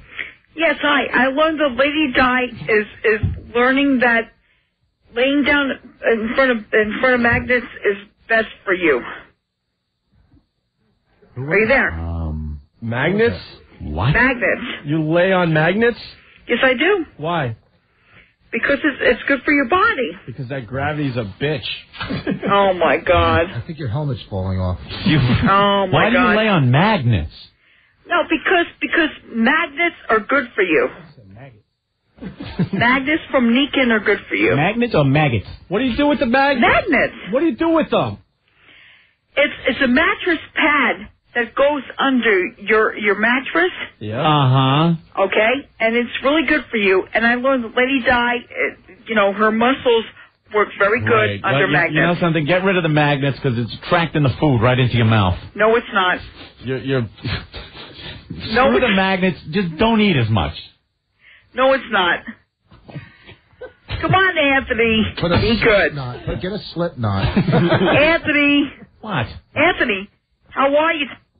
Thank you, Opie. I was just giving a shout For out the to my friend love of Slipknot. God. Anthony? Yeah. 40. Do the math for me. 46. Okay. Thank God. 46 hours to go before musical dildo chair. Yes, on the thank O&A show. God. Something hot. Tomorrow. Henry Rollins. Oh, yeah, that's Oh, right. Henry Rollins coming in tomorrow. In studio, Frank Caliendo. Frank Caliendo's coming back. Very funny guy. Cool, we're going to have fun. Yeah. And Best Ass Contest continues. We had one contestant today. Her name, Stalker Patty. Dr. Yes. Patty, her ass prominently displayed now. On WNEW.com. Yeah, Enjoy tricky it. spam. All right, thanks, guys. We'll see you tomorrow. So there's radio, there's edgy, there's psychotic, and then there's O&A. 102.7 WNEW.